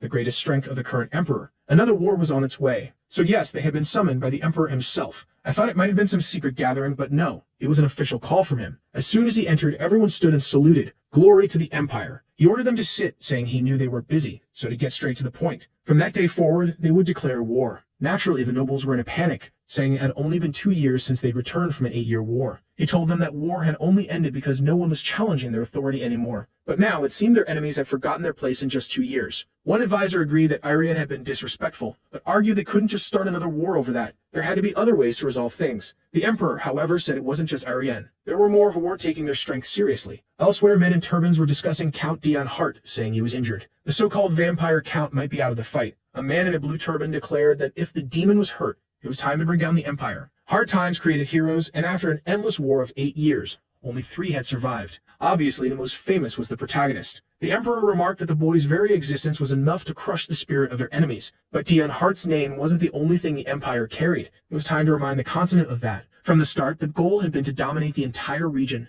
and now it was time to return to that plan. The nobles hesitated, saying it was still too early. They had to deal with a revolutionary army, and it would be far too risky to pull troops from the capital at that moment. The emperor told them that was exactly why they had been brought there. He was looking for a solution to that very problem. When they tried to argue, he slammed his cup down and reminded them they were forgetting something. He was the empire, and he decided what happened. Any refusal from that point on would be seen as a direct insult to him. Instantly, the whole room fell silent, and then he declared that the war was confirmed. They needed to bring a real solution for dealing with the revolutionary army to the next meeting. Easy for him, right? Just declare war and throw it all on everyone else to fix. I'd be against that mess too. Now the nobles are leaving, muttering that this was only a matter of time. That war addict was bound to pull something like this eventually. The emperor then calls for Duke Luster and points out that the person running the Salvation Church was someone who constantly met with him. The Duke apologizes, saying it was his fault for not managing his people properly. But right then, the emperor puts a sword to his throat and asks if he really thinks he's an idiot. This is the same emperor who killed 8 brothers already, and now he wants to know if the Duke honestly believes he's merciful. Luster quickly says no, but the emperor continues, saying he's heard something interesting, something about being a sinner, and the great Duke Luster being salvation itself. The Duke tries to brush it off, saying that must be the rambling of crazy, ignorant people. The emperor nods, agreeing that he's far more of a disaster than a sin. At that, Luster tells him to stop, insisting that his majesty can't kill him. Eduardo answers that maybe he's forgotten. He's the last duke left in the region. Luster says even so, he knows he can't be killed, because if another noble dies at his blade, the rest will refuse to back this new war. The emperor laughs, pulls his sword away, and says those people calling him a sinner are wrong. Meanwhile, Luster is already running through the hall, thinking that if he wants to strip the emperor of power, first he needs to deal with the one protecting him. It was time to make a move. Then we cut to the protagonist talking with Elphidus, who asks if he's heading to the demon kingdom. Dion doesn't even know himself, but how the hell does Elphidus? He tells him not to get so tense. He talks to the emperor every day, so of course he knows most of the secrets. Then he mentions that Dion must also know the emperor is itching to start the next war. The order is clear. If the Demon King decides to launch a war against them, Dion has to return immediately to help defend. That's the final rule, no matter what. Dion, cold as ever, says he'll keep it in mind. Elphidas stands, thanking him for his hard work. Damn, this guy trying to order our boy around like that. Didn't even use the sister to butter him up this time. Alone in the corridor, Elphidas is uneasy. The guy isn't just insanely strong in the human world, he's also one of the demon commanders. He has no idea what the Emperor is planning, but he knows he has to keep in mind that Dion could betray them at any moment. That's why he tries to keep things friendly, though his own personality makes it anything but easy.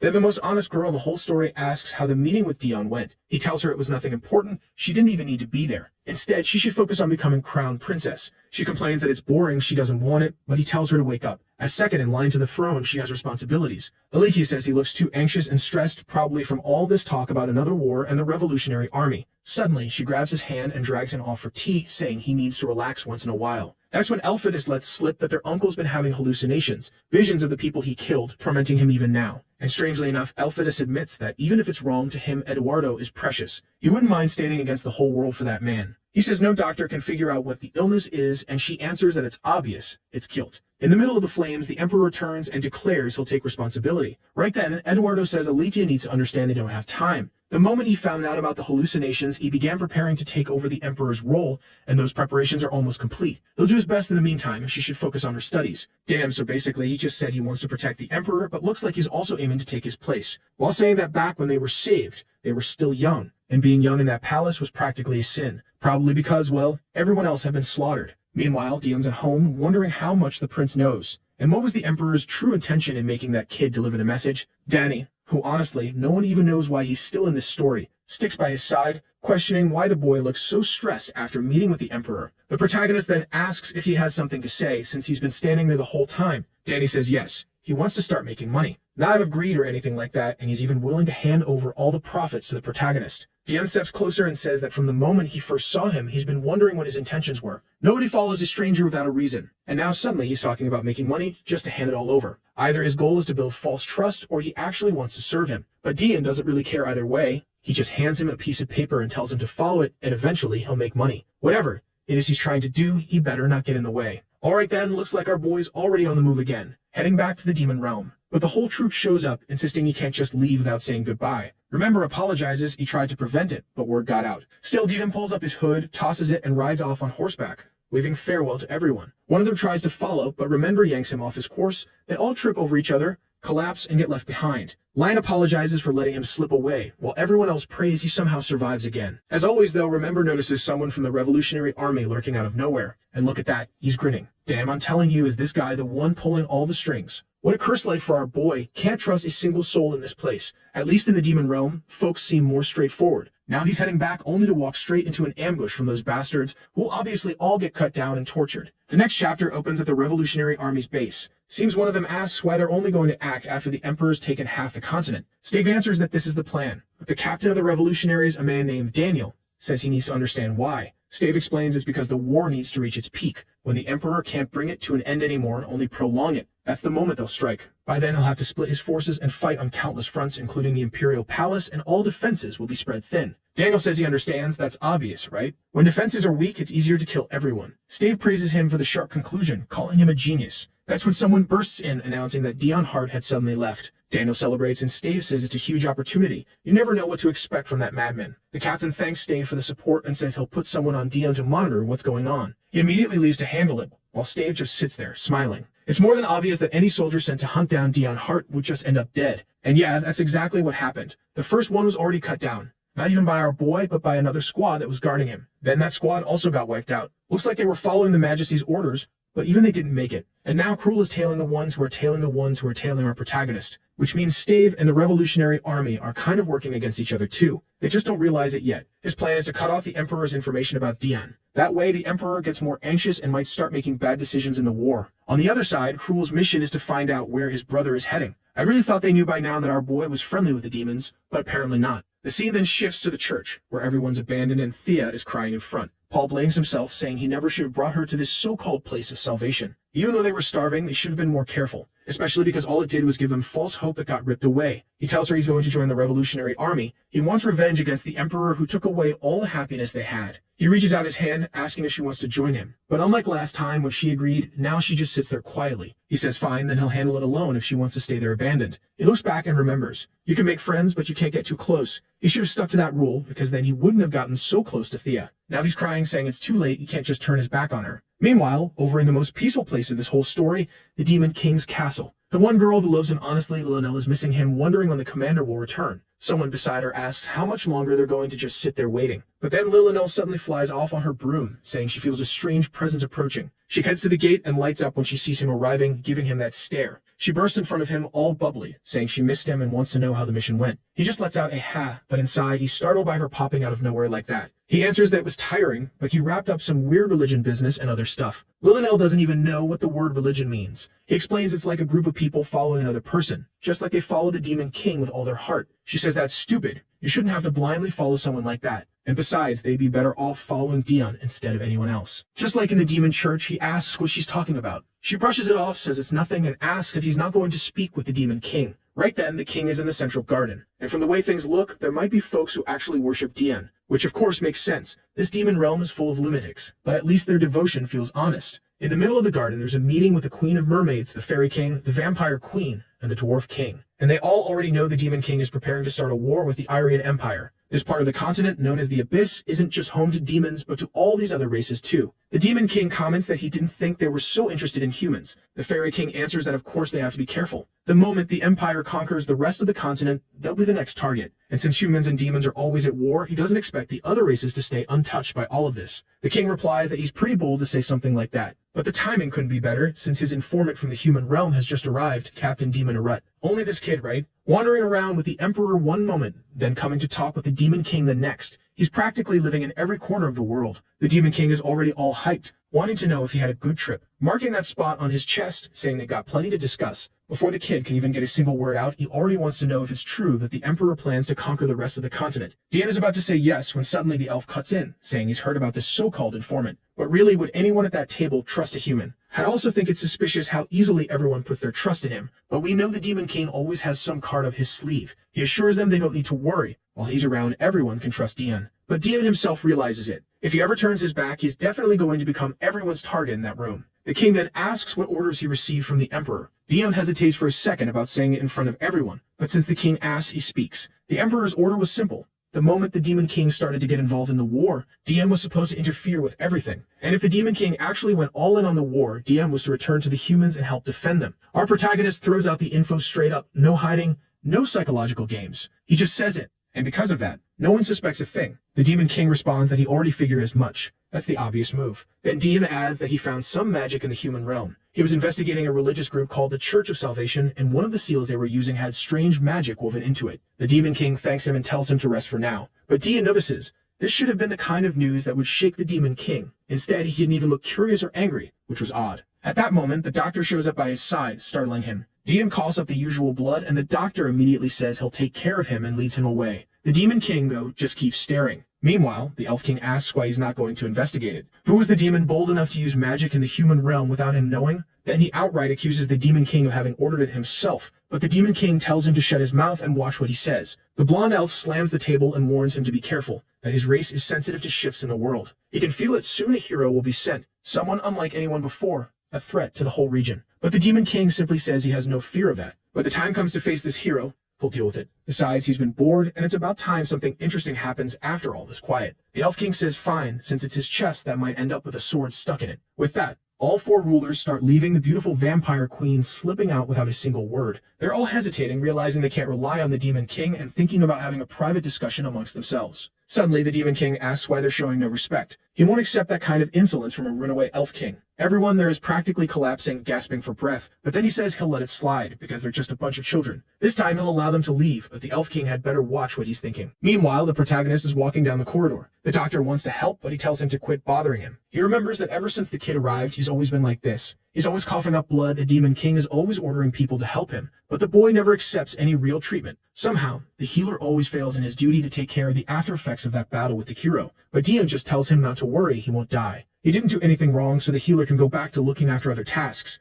Strangely enough, since he never accepts treatment, Ben swore he'd eventually find a cure for his condition. Once again, he asks the boy to let him do a checkup. The protagonist flinches when he comes close, but Ben shows him a magic stone that combines his blood with the Demon King's. He explains that if the boy feels anything, he just needs to say it, and the stone will speed up his blood flow and help him recover much faster. But it only works, unfortunately, while he's inside the demon realm and close to the king's power. The protagonist says it's not necessary, but right then he runs into Ed. I'm telling you, this kid doesn't get a moment of rest. Ed's there looking him over from every angle, saying he's going to scold Ben for not taking proper care of him. That's when Heen also shows up, saying he wants to talk to the boy in private. Luckily, Ed steps in, pulls him back, and says to let him rest. What the hell? He literally slammed the femboy against the wall, telling him not to speak so casually with the commander. Poor guy apologized, saying he'd already met Dion once before and even showed him the garden. And now they brought a little gift, this cute, energetic plant. Of course, Ed flat out said there's no way he wants that monstrosity. Ian just asks him to show it, and he reluctantly agrees and sends him away. That's when we see Dion, a little earlier, telling Ed not to kill him since he didn't do anything wrong. Because of that, Ed kind of accepted it, grabbed the plant, and went to deliver it to the boy. Now Dion's lying there in bed, staring at this creepy thing, screaming like a weirdo,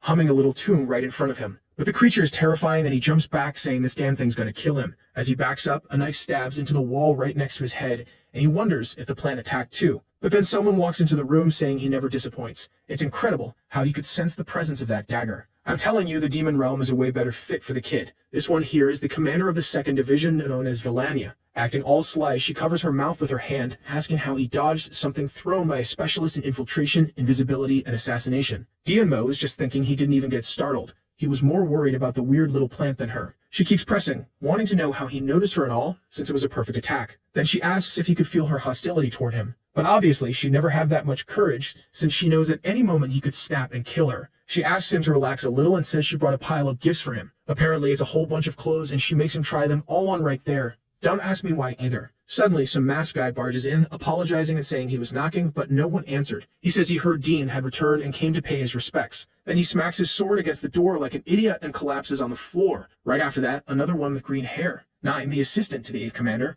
comes to help him. The protagonist is just sitting there, completely lost, wondering what the hell is going on in his room, while Villania waves goodbye and heads out. But she stops at the door and tells Commander Hell that she heard some idiot in the first city has been saying things about the commander. Weirdly, the commander sinks to the floor and Nine tells her to quit treating him like that. The protagonist just wants these lunatics out of his room as soon as possible. The 8th Commander, this guy called Hell, is someone who was born from the Demon King's own shadow. Originally, he was the guardian of the castle, but as their territory expanded, he ended up getting assigned a secret mission. His job was to prevent any demon from leaking information about what the protagonist looked like. Whether it was a demon casually mentioning him or even during the hero's battle, Hell was the one responsible for making sure no one knew Dean's appearance, or, in this case, the demon Arut. It wasn't by coincidence that nobody in the Empire up until now had the slightest idea what the commander looked like. So, Nine talks with Hell in one of the rooms, saying he's glad he managed to protect the information once again. He asks if he can try talking to Dion now, and Nine says yes, that for sure the boy will be grateful for everything he's been doing. The protagonist was finally starting to relax in his room with his little cue,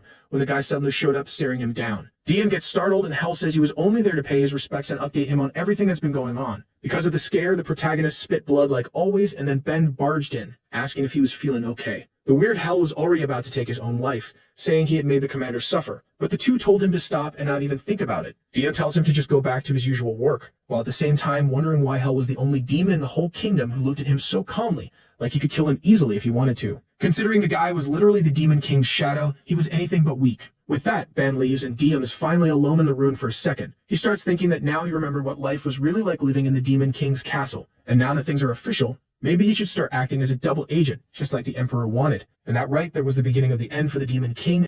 Hit the subscribe button, and don't forget to give it a like.